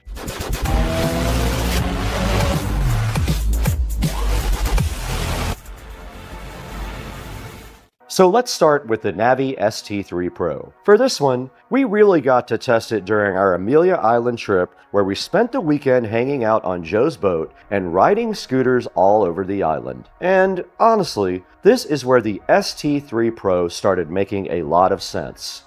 Amelia Island is perfect scooter territory. You've got long roads, scenic areas, waterfront views, restaurants, and plenty of places where you can just hop on a scooter and go explore. And the ST3 Pro felt smooth. Even during longer riding sessions, the scooter stayed comfortable and predictable. Whether we were casually cruising or picking up speed, it felt planted and confidence-inspiring. And one thing we noticed quickly was how relaxing this scooter felt. It's not just about performance, it's the overall riding experience. You can spend a whole weekend hopping around Amelia Island and never feel like the scooter is working against you. For scenic trips and casual exploration, the ST3 Pro really impressed us. Now, moving over to the XT5 Pro, this one had a slightly different testing route compared to the ST3 Pro. Instead of going out to Amelia Island, the XT5 Pro was mainly put through two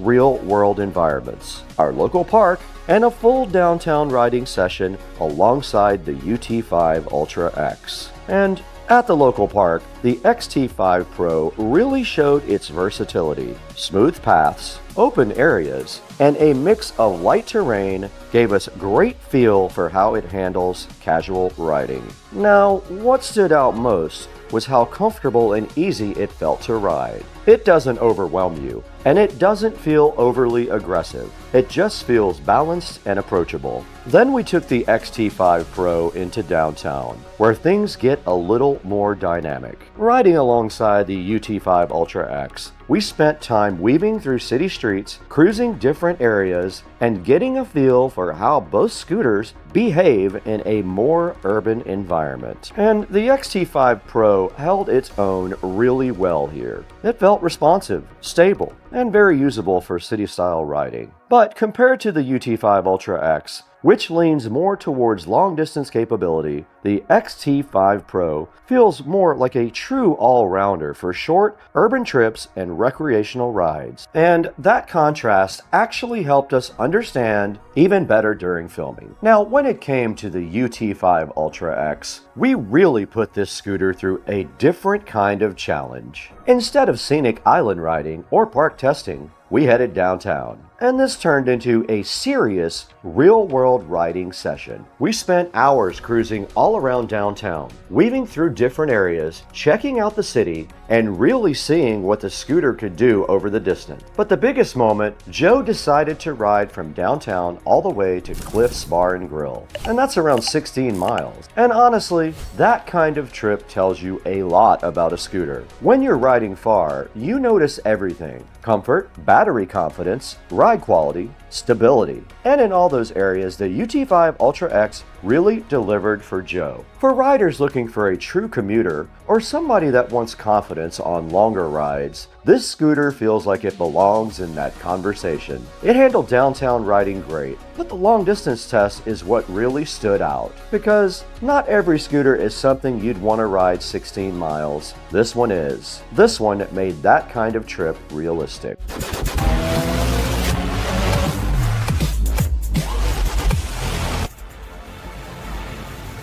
So, after riding all three, here's how I would break it down. If you want something smooth, premium, and perfect for weekend adventures, the ST3 Pro is the scooter for you. If you want versatility and something that feels good everywhere, the XT5 Pro might be for you. And the serious scooter, the UT5 Ultra X, is perfect for longer rides and high performance riding. But honestly, you can't go wrong with any of these three. I ride them all. It really comes down to what kind of rider you are, your size, and your age. We just brought the K100 right behind me here to join the party with Navi, another great scooter designed for kids. And now we want to hear from you. Which one of these would you pick? The ST3 Pro, the XT5 Pro, the UT5 Ultra X, maybe even the K100 Max for your children? Drop a comment down below and let us know which one you picked. And if you want to get your own Navi scooter, we'll have a link down in the description for you to pick one up. And if you found this comparison helpful, hit that like button, go ahead and subscribe to Supercar Street Racing. Don't forget about Second Car Street Racing, our second channel as well. It's a great channel for things that don't quite belong on Supercar Street Racing.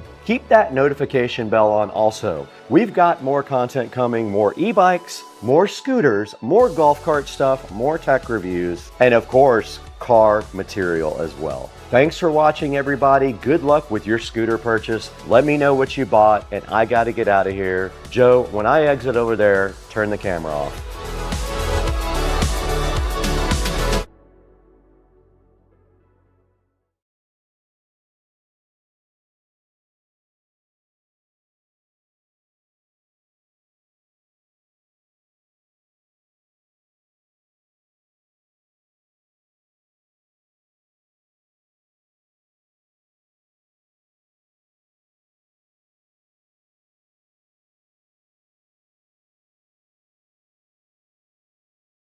Dropping frames. Now, we were looking at the lower left and it says that there are no drop frames, but I had a lot of problems with this being choppy, and it is already a little choppy here. So let's see if we can find the stream and if it actually looks bad as it's on YouTube. So let's go ahead to my channel. We should see this live. Now don't forget, this HP doesn't have a lot of horsepower, so that could be the issue. We may have to run the wizard again. So here's camera 2.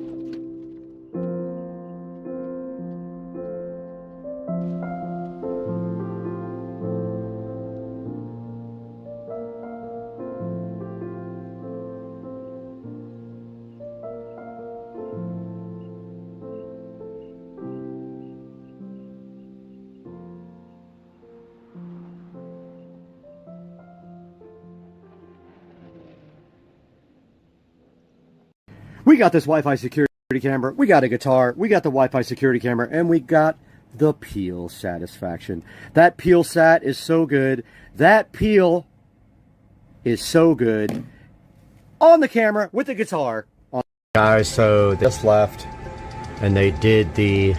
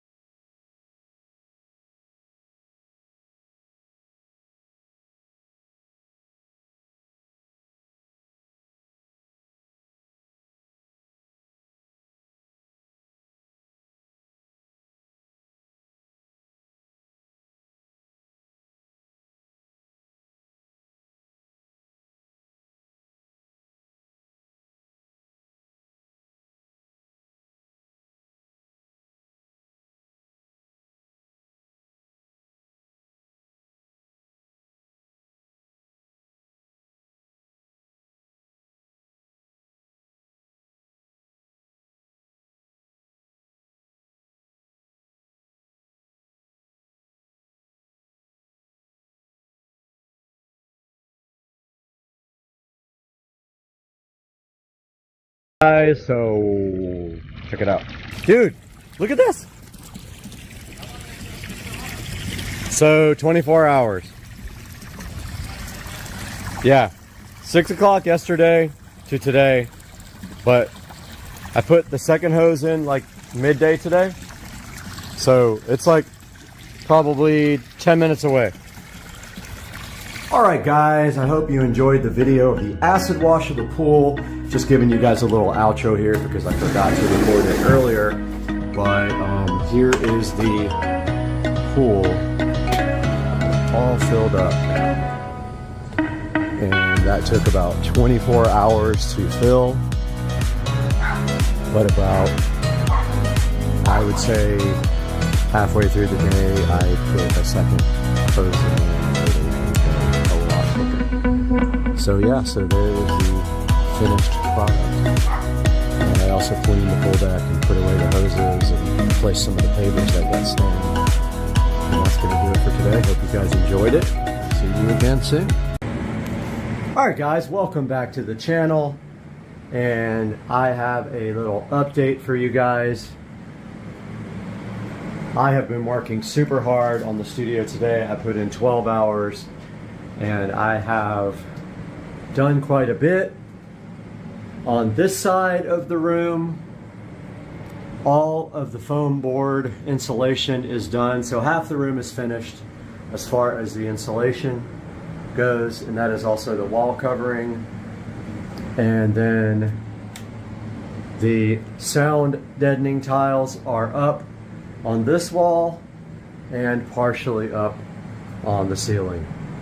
Just wanted to see what it looked like on the ceiling, but one pack did, I could have done probably most of this wall. I would have been short like maybe 10 tiles, but I got done with that wall plus a little bit of the ceiling.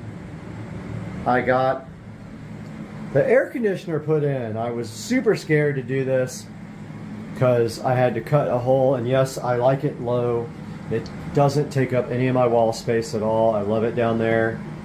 I got the LG just like in my bedroom. It's the dual inverter with the ThinQ. So it's a smart AC. And I'll show you guys on the outside what I did. But basically this is rock board. So I used a circular saw and I cut out the hole for the AC, and on the other side I framed it in. I also framed it underneath there to hold up the AC, but on the outside I framed it all in, sealed it all up nice. Then I took the foam insulation board, ran it around the edges here and caulked everything in really nice, and then of course this whole thing will be covered by foam insulation board, which is going to be fun trying to cut that out correctly, but I'll end up having to frame that as well because the edge, it'll be framed with these tiles. So the tiles are hit and miss. There's different colors, there's different shapes, and they're really hard to get correct, but I did end up getting it figured out. Excuse me, had the hiccups. So that is the update for today. Tomorrow,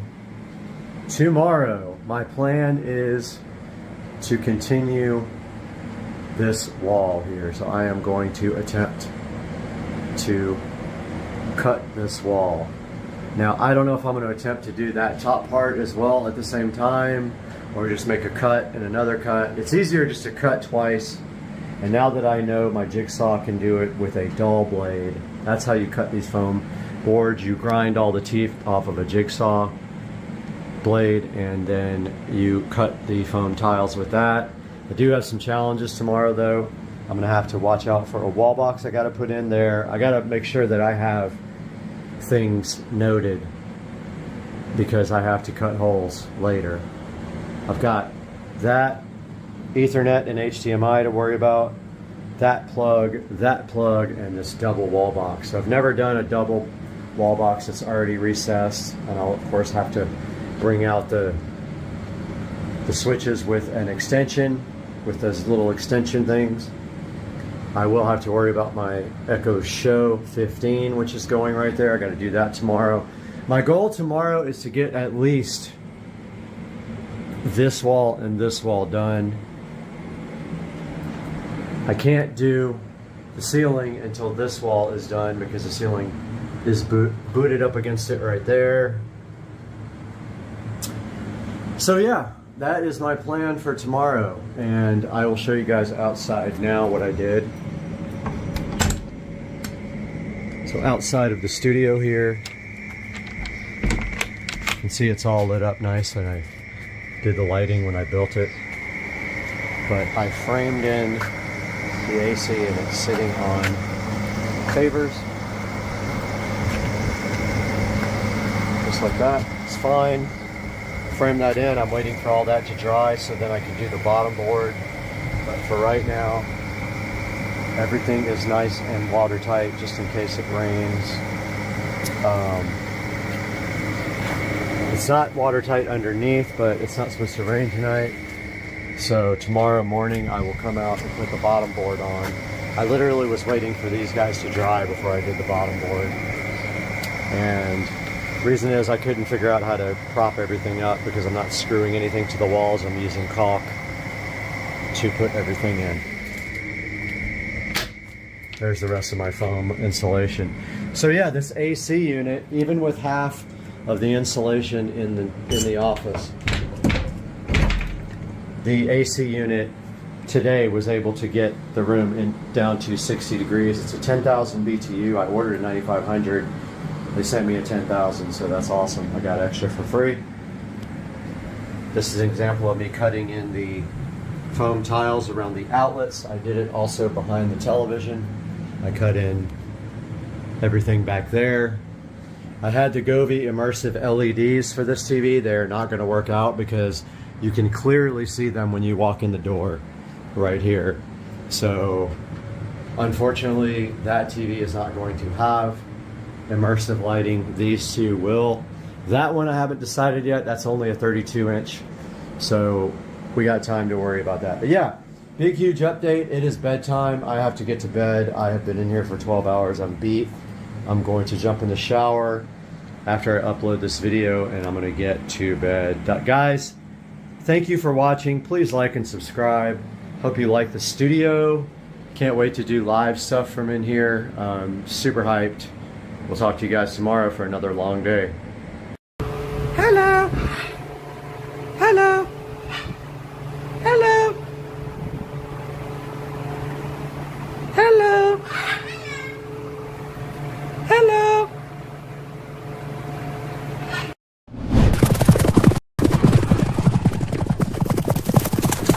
We're back again at Supercar Street Racing, all the way out here in Studio A today, where it's nice and cool, but it's hot outside, and today we're looking at Pixverse. Now, Pixverse reached out to Supercar Street Racing to see if we wanted to talk to you guys about this very cool AI video and image service. It's sitting right up here on the screen today. I have spent quite a bit of time using it now. I'm gonna tell you what I did, how we're gonna use this, and you're gonna see it in this actual video. Let's get it done. Let's take a look at Pixverse and how it can help you and your creativity.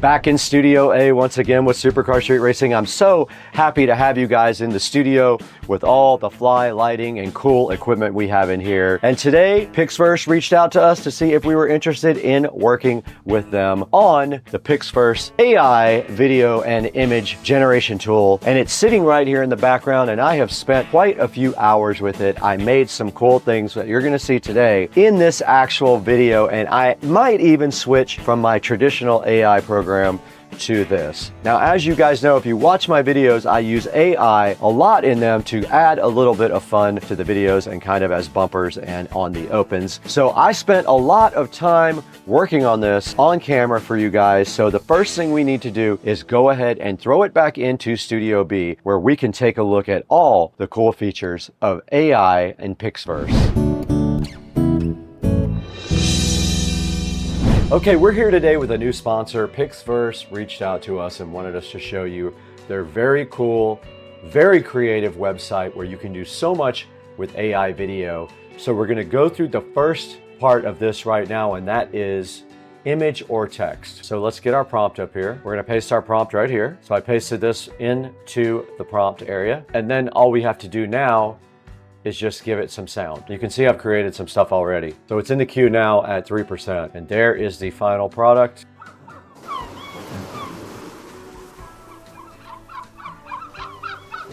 And that's kind of an idea of what the image to text can give you. All right, so the next thing we're going to talk about here is called transition.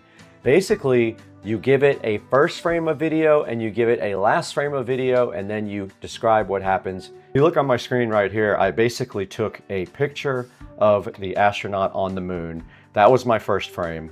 And then my second frame was another picture of an astronaut on the moon. And then I added a prompt down here. The astronaut on the moon turns to look at the American flag, then looks back at the camera. Here's some of the cool things that it did with that nice effect there. And you can see the 2 frames here, and then you can see what the AI generated looks very awesome, where the man turns on the moon and checks out the flag, and it looks very realistic. Now this is using their version 5 up here as well, which is their newest version. So this is cool. The 2 actual pictures are right here. I used this photo, and that's all I did to do the transition thing, and it looks very cool.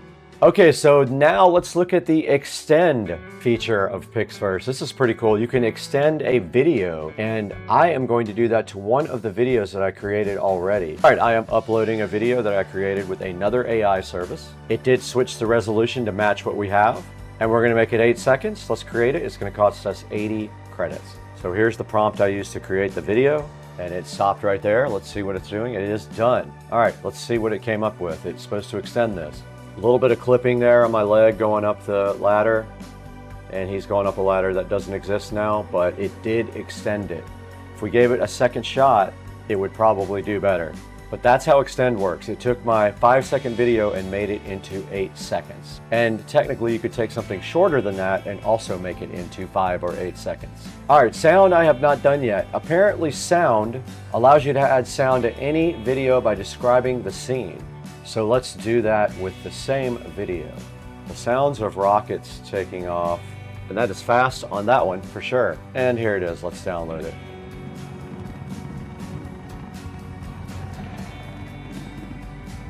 And it did work. It did put that sound in the background. That's pretty cool.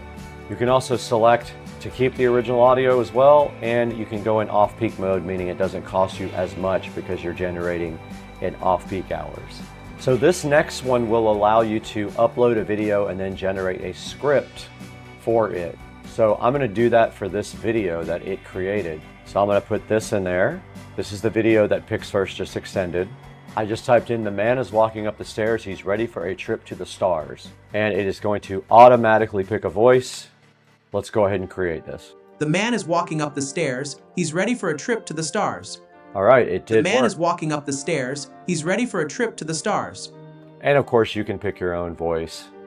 Hey, I'm Ethan, just Hi, I'm Adrian, young and free. I'm Oliver, full of energy and I'm James, been through a lot. I'm Liam. With time, I've gained wisdom from experience. All right, I'm gonna reproduce this with Liam.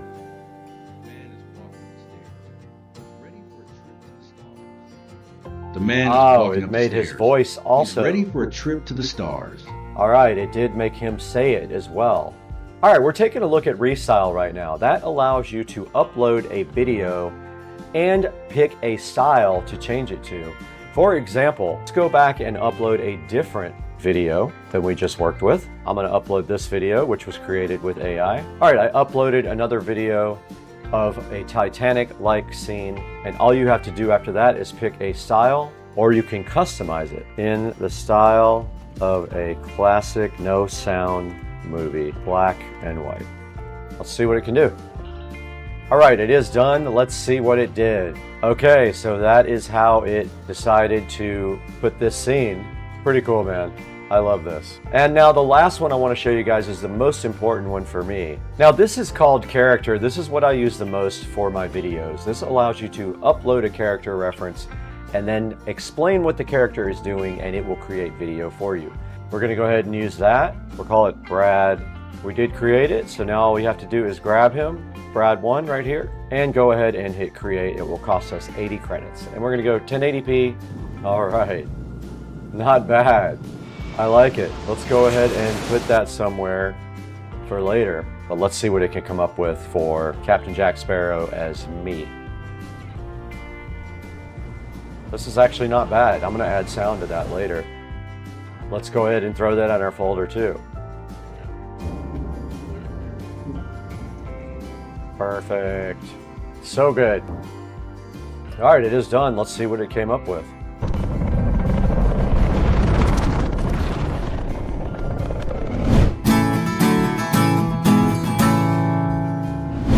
Guys, that's the new open that we made with Pixverse. So we made the whole thing in Pixverse. That was pretty cool. Now let's throw it back to Brad right here again to show you where you can get Pixverse and how you can get it. All right, you guys just saw how cool Pixverse is. We went through all of the different things it can do, and we actually created some cool videos with sound, and we also used them in this actual video. So what I gotta do now is throw it back to Studio B with Brad and show you guys how you can get Pixverse, and you can get your 30-day free trial on Supercar Street Racing. Let's throw it back inside to Brad for some more Pixverse stuff. All right, guys, I wanted to quickly show you this template creation, and all you have to do a template is pick a template out of all the available ones, and then you put a photo in, and it will generate a scene for you based on what you see right here on the screen. This one right here is called Who is Arrested? And it took my picture. And I did get arrested. And so, yeah, you can take any of their templates and put your picture in it or other people's pictures in there and generate anything you want. This one's called Welcome to My House. It says a sip of red and the rich life appears.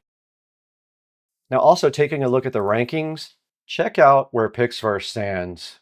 Here's your AI leaderboard here. Pixverse is at number 2, image to video, and then text to video. Check it out. Look at that. Pixverse is also at number 3 on that. They wanted me to show you guys those rankings as well. All right, guys, we're right in front of the PC now in Studio B, and you guys just saw how we made that brand new open with the cool Pixverse AI. It was pretty cool. We made a new AI open like the old one I made in another AI program, but this time we did sound and new music, and it came out great. I encourage you guys to try out Pixverse. The first 30 people will have a code down in the description. You got to get there fast though to get a code. Check the description out in Supercar Street Racing down below in this video and go ahead and get your 30-day trial for Pixverse. And guys, thank you for supporting the channel. Thank you for 200,000 subscribers. We have to get out of here right now though. We have to go to dinner.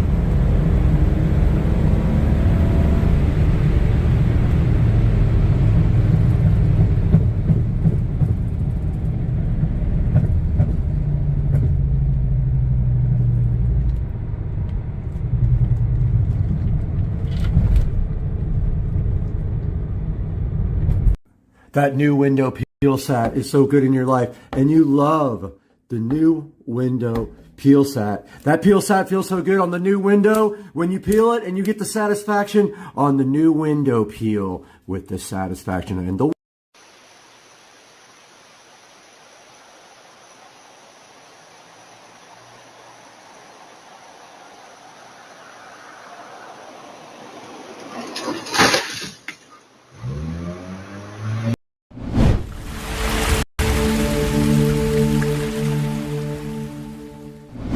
Welcome back to Supercar Street Racing. Today we got a special video for you. We have M-Mobile as a new sponsor on the channel, and today we're going to be plugging this directly into an electric car to see what happens, if anything. We're going to do this today on the channel. If you want to find out what happens, make sure you stick around to the end, and welcome to Supercar Street Racing.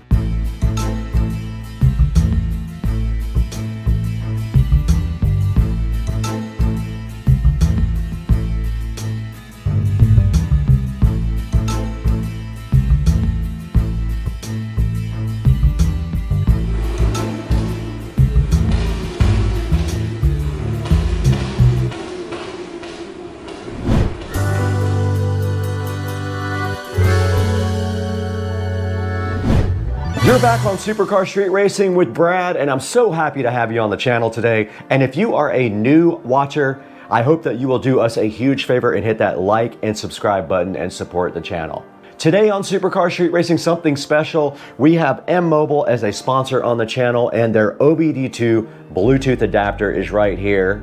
Now this thing is awesome because you can go ahead and clear codes, check out all your codes, you can do performance data, you can build a digital dash for your car where you can monitor all the cool features in your engine like coolant temperature, RPM, boost, and things like that. But today we're going to throw a wrench into that because we're going to plug this into the Supercar Street Racing Model S Plaid Tesla and see what happens when we do that. What do you guys think is going to happen when you plug this into the car? I have no idea, and I don't know where the OBD2 port is, but we have to go find it.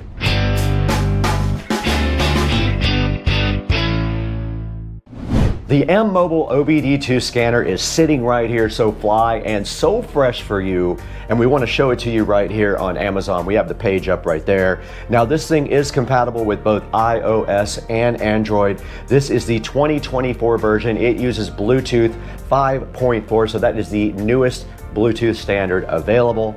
This thing provides you real-time access to your data. You can gain insights into your vehicle like RPM, engine load, coolant temperature, and much, much more. You can also transform a tablet or smartphone into an interactive display, putting all of the different parameters from your car up there, and it looks pretty cool when people get in your car and you have this neat digital dash going. You can also assess the performance of your car by doing the testing mode. It'll tell you 3 critical areas in your car that are usually indicators of performance. This thing can measure acceleration, braking, and distance coverage. Now this also does comprehensive fault code detection, meaning that when you plug it in, you can scan all your codes and you can also clear your codes. Now, if you were to take your car to a mechanic, you would have the codes already scanned, and you could save yourself thousands of dollars by already knowing what is wrong with your car before they try to tell you something that's not actually wrong with it. Now, this thing does full comprehensive system diagnostics, meaning it scans across all systems in your car. If you have other systems that are available, it will also display them on the M-Mobile. Now this guy is $22.99 right now on Amazon, and go ahead and pick that up for yourself and use the links in the description to support Supercar Street Racing.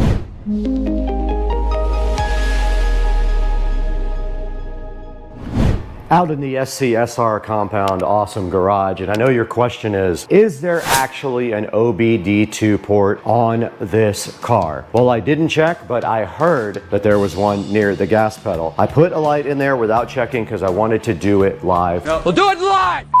So let's get in this 2023 Tesla Model S Plaid and see if we can find an OBD2 port. All right, let's go check under the gas pedal. I don't see, there's some kind of flap there, but that doesn't look like it. I heard there was a panel under here. I don't see any panels, just a bunch of carpet. Oh, it's right here. It's right underneath here. I don't know if you guys can see it. So let's get our OBD2 reader. Don't know which direction it goes in either. Okay, there's a red light on our OBD2 reader now. So I guess it does work. Okay, we're here on the Android phone, and all we have to do is see this OBD Home app and go ahead and open it up and try to link with our device. Let's see. It's looking for my device. Oh, it found the car. Connection succeeded. Dashboard, display real-time data about the car. We are successfully connected to an electric car with an OBD2 scanner. Now the question is, what kind of data can we get off of this thing? That's so funny, it has everything about engine coolant temperatures and everything. And of course, none of that applies to our car. So there's not really a whole lot in here we can do. Now here's where you can do a dashboard, which is kind of cool. So this is the setup. We're gonna change it from metric to inches. Okay, so that is just the settings. Back at the home screen now. Now I don't know if it's gonna show miles per hour or not. We would have to take the car out to check that. It does have an acceleration for performance. Not even stepping on the pedal gave us any data. Let's see what we can scan here. Let's see. It's scanning for trouble codes, none. MIL status, no data. Freeze frame, done. No data, oxygen sensor. It can't find anything to look at. Car information, PID snapshot. Okay, let's take a look at our car information. It only has a VIN number. It does not show anything else. No trouble codes are detected. So yeah, there is not a lot of data you can get off of this thing with an electric car like the Tesla. We did get this switched over to miles per hour in the dashboard there, so that's good. I guess we got to take the car out and see if it does anything on performance or the dashboard. We'll do that next. Okay, we have our OBD2 app open up on the phone, and we do have our GoPro going at the same time. We are about to take a little trip. I'm gonna go ahead and test this out when we do that. So let's get going. We gotta get our briefcase and everything loaded up. I'll be curious to see if this thing does anything. All right, we're in the car. Let's see what happens. I'm gonna go ahead and put on the dashboard, and then we'll do the little performance test if we can get that working. Not sure if it is gonna work. Sorry if it's noisy. We have AC going. We're at 87% state of charge. I'm gonna put the dashboard up now. So far, there is nothing on the screen, so this might not work in my car.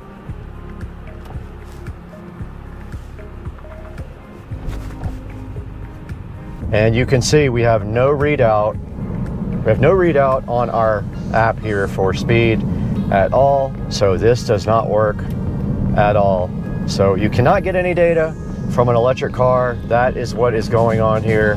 It barely reads the codes, and the myth is busted. It does not work.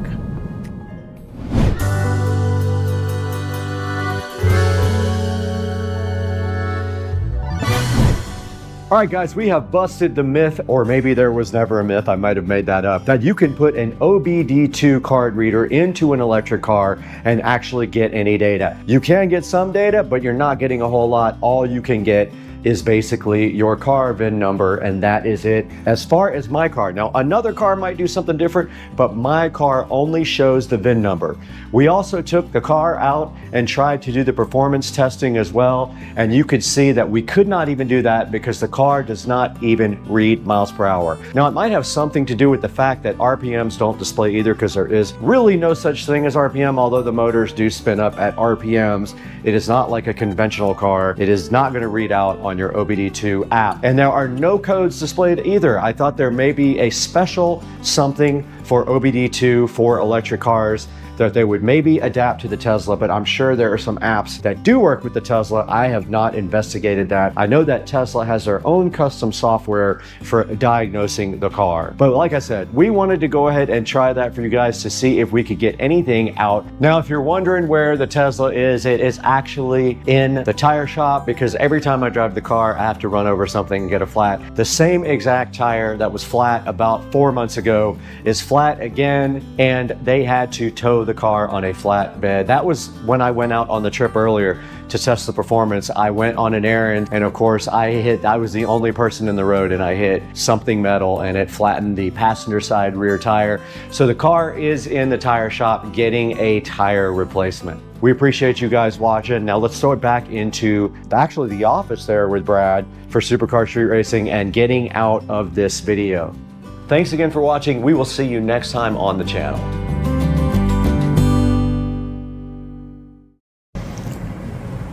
Check out the new studio. I am getting it done and it looks freaking awesome. I am so hyped about the new studio, Supercar Street Racing.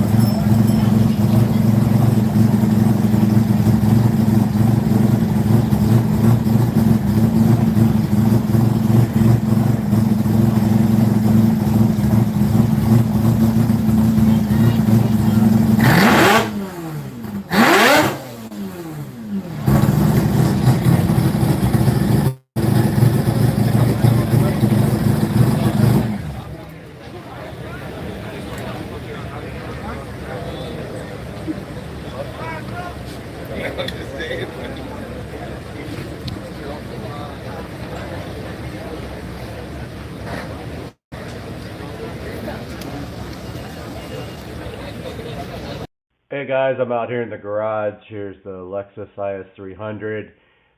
Just updating you guys because we had some interesting developments over the past couple of days. When I was looking at the car, I noticed that the radiator supply went to the opposite side of the engine from the GTE motor. Wasn't quite 100% sure, and due to my lack of knowledge, I didn't ask the proper questions. And also, the GE head has been used quite a bit on the GTE block for the conversion from normally aspirated to turbo. The GE head actually flows better than the GTE head for the turbo. So, not asking that question and assuming that the block was a GTE block, I purchased this car. After posting the pictures up on Super Forums, I had a couple people notice the GE head and comment on it, and made me look further into this car being a full 2JZ GTE swap, which it is not. This car is a NAT car.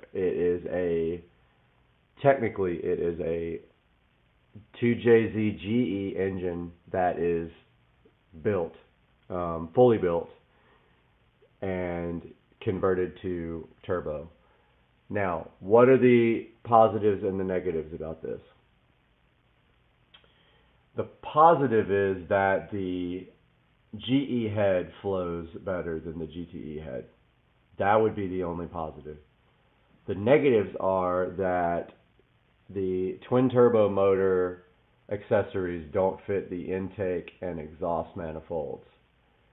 So they have a special exhaust manifold and intake manifold for the GE head and block. The other negative being that the car technically is not worth what it was before. Now, it does have the 6-speed Toyota transmission. It has the Supra brakes. It is a partial Supra conversion, not a full Supra conversion. I have been working with the seller and the dealer trying to work something out to keep the car, but I do have a lot of content already made that I was holding off on releasing, but wanted to post this quick update before I release that content. I'm waiting on an answer from them about a few stipulations that I have on keeping the car. To be honest with you, the car is not what I thought it was. I was disappointed. The owner also did not know that the car was not a GTE block. A lot of the guys on Super Forums are saying it was dishonest, deceitful, negligent. I am willing to work with them on it under a couple of conditions. One being that when I'm ready to sell the car, the dealer that sold it to me will sell the car for me. Other than that, I do have some content coming, but I wanted to get this video out so you guys know what's going on with this car. This is not a Supra swap. Again, not the end of the world. It's not the complete end of the world. It's disappointing to me, to say the least. It has kept me up for the last couple of nights, and this is what is being posted on YouTube at this time. There's some reasons why you know it's not a GTE block. GTE blocks are drilled out on the exhaust manifold side for the stock turbos, the oil feeds for the turbos. This block is not. That is a GE block. The other difference in the GE block is it doesn't have oil squirters for the pistons, and I was told this by the seller after we discovered this, and he is correct. A lot of the big power guys block off the oil squirters. It's not a big deal. And the block is no different otherwise. It's not like the block is not as strong. It is, because it's built. That is if it is built, and there's no way to verify that it is besides the word of the seller and the shop that sold him the car. He does have the original engine from the car. I've seen pictures of it. It is also a GE engine with at least cam gears. I see them on the motor. So, but anyway, that is the story.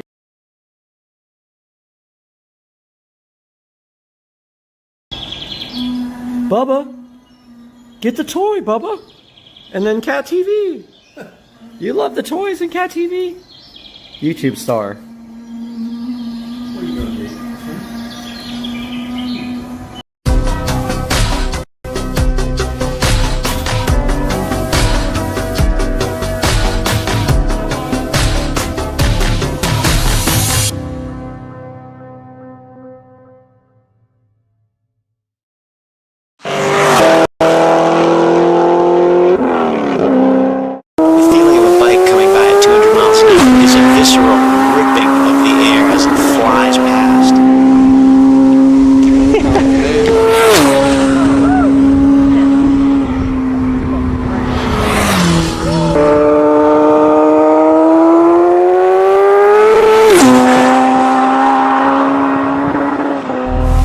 This 200 mile an hour pass, the exhaust coming out the dump pipe on the left side of the bike.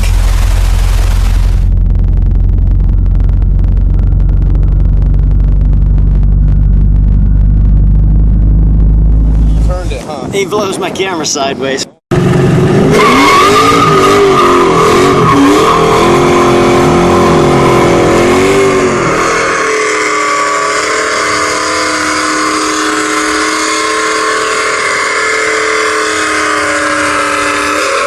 Yes, there are very few things that rival the sensory overload associated with the burnout. You've got the smell, you've got the smoke, you've got the vibrations. It's awesome. People love burnouts unless they happen to be wearing a law enforcement uniform or something like that. Burnouts are necessary for drag strip runs to heat up tires. Generally on the street, you don't really need to do anything like that, especially with roll-on races. So, burnouts are just for pure pleasure.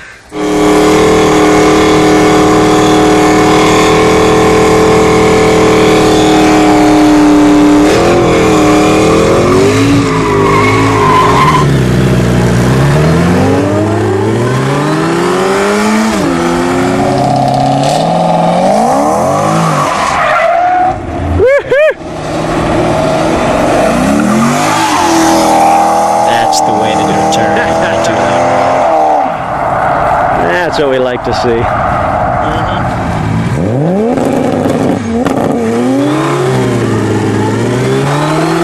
The impressive thing about these burnouts are the fact that they start at about 40 miles an hour.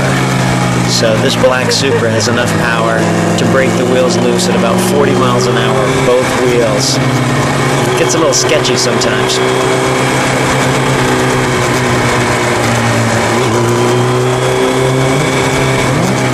Being careful about the rider in front.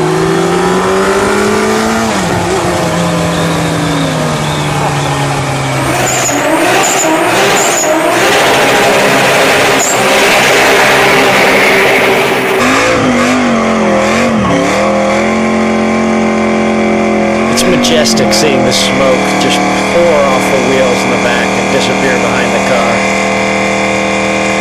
Keep in mind there's a camera bike back there.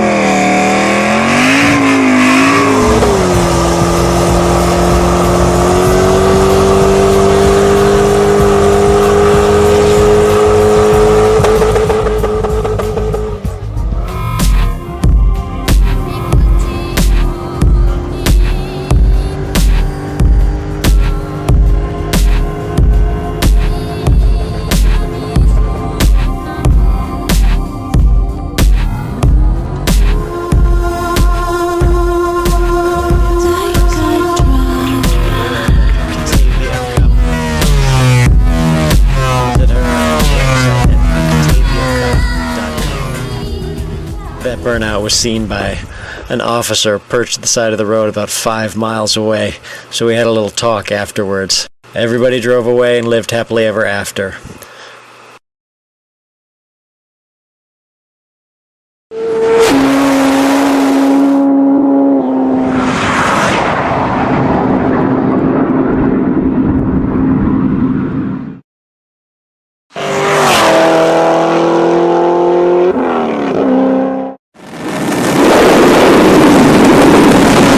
293.5 Supra hardtop.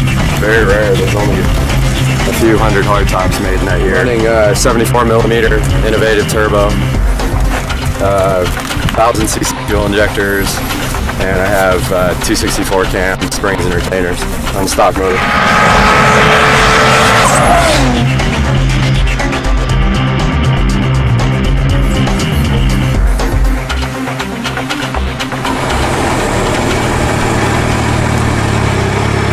You guys might want to take another 100 yards just so that you're comfortable right where you want to be when you take off. It's nice to roll at your speed and just set your gear where you want to be. So about another 100 yards.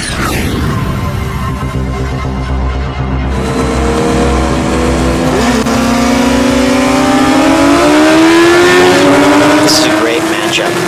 The rider on the ZX-10 is a fairly large guy, but still the ZX-10 managed to squirt away briefly before the 900 horsepower Supra takes it down well before the finish line, and then just adds to his lead as the speeds get up higher and higher, and the ZX-10 begins to lose steam aerodynamically.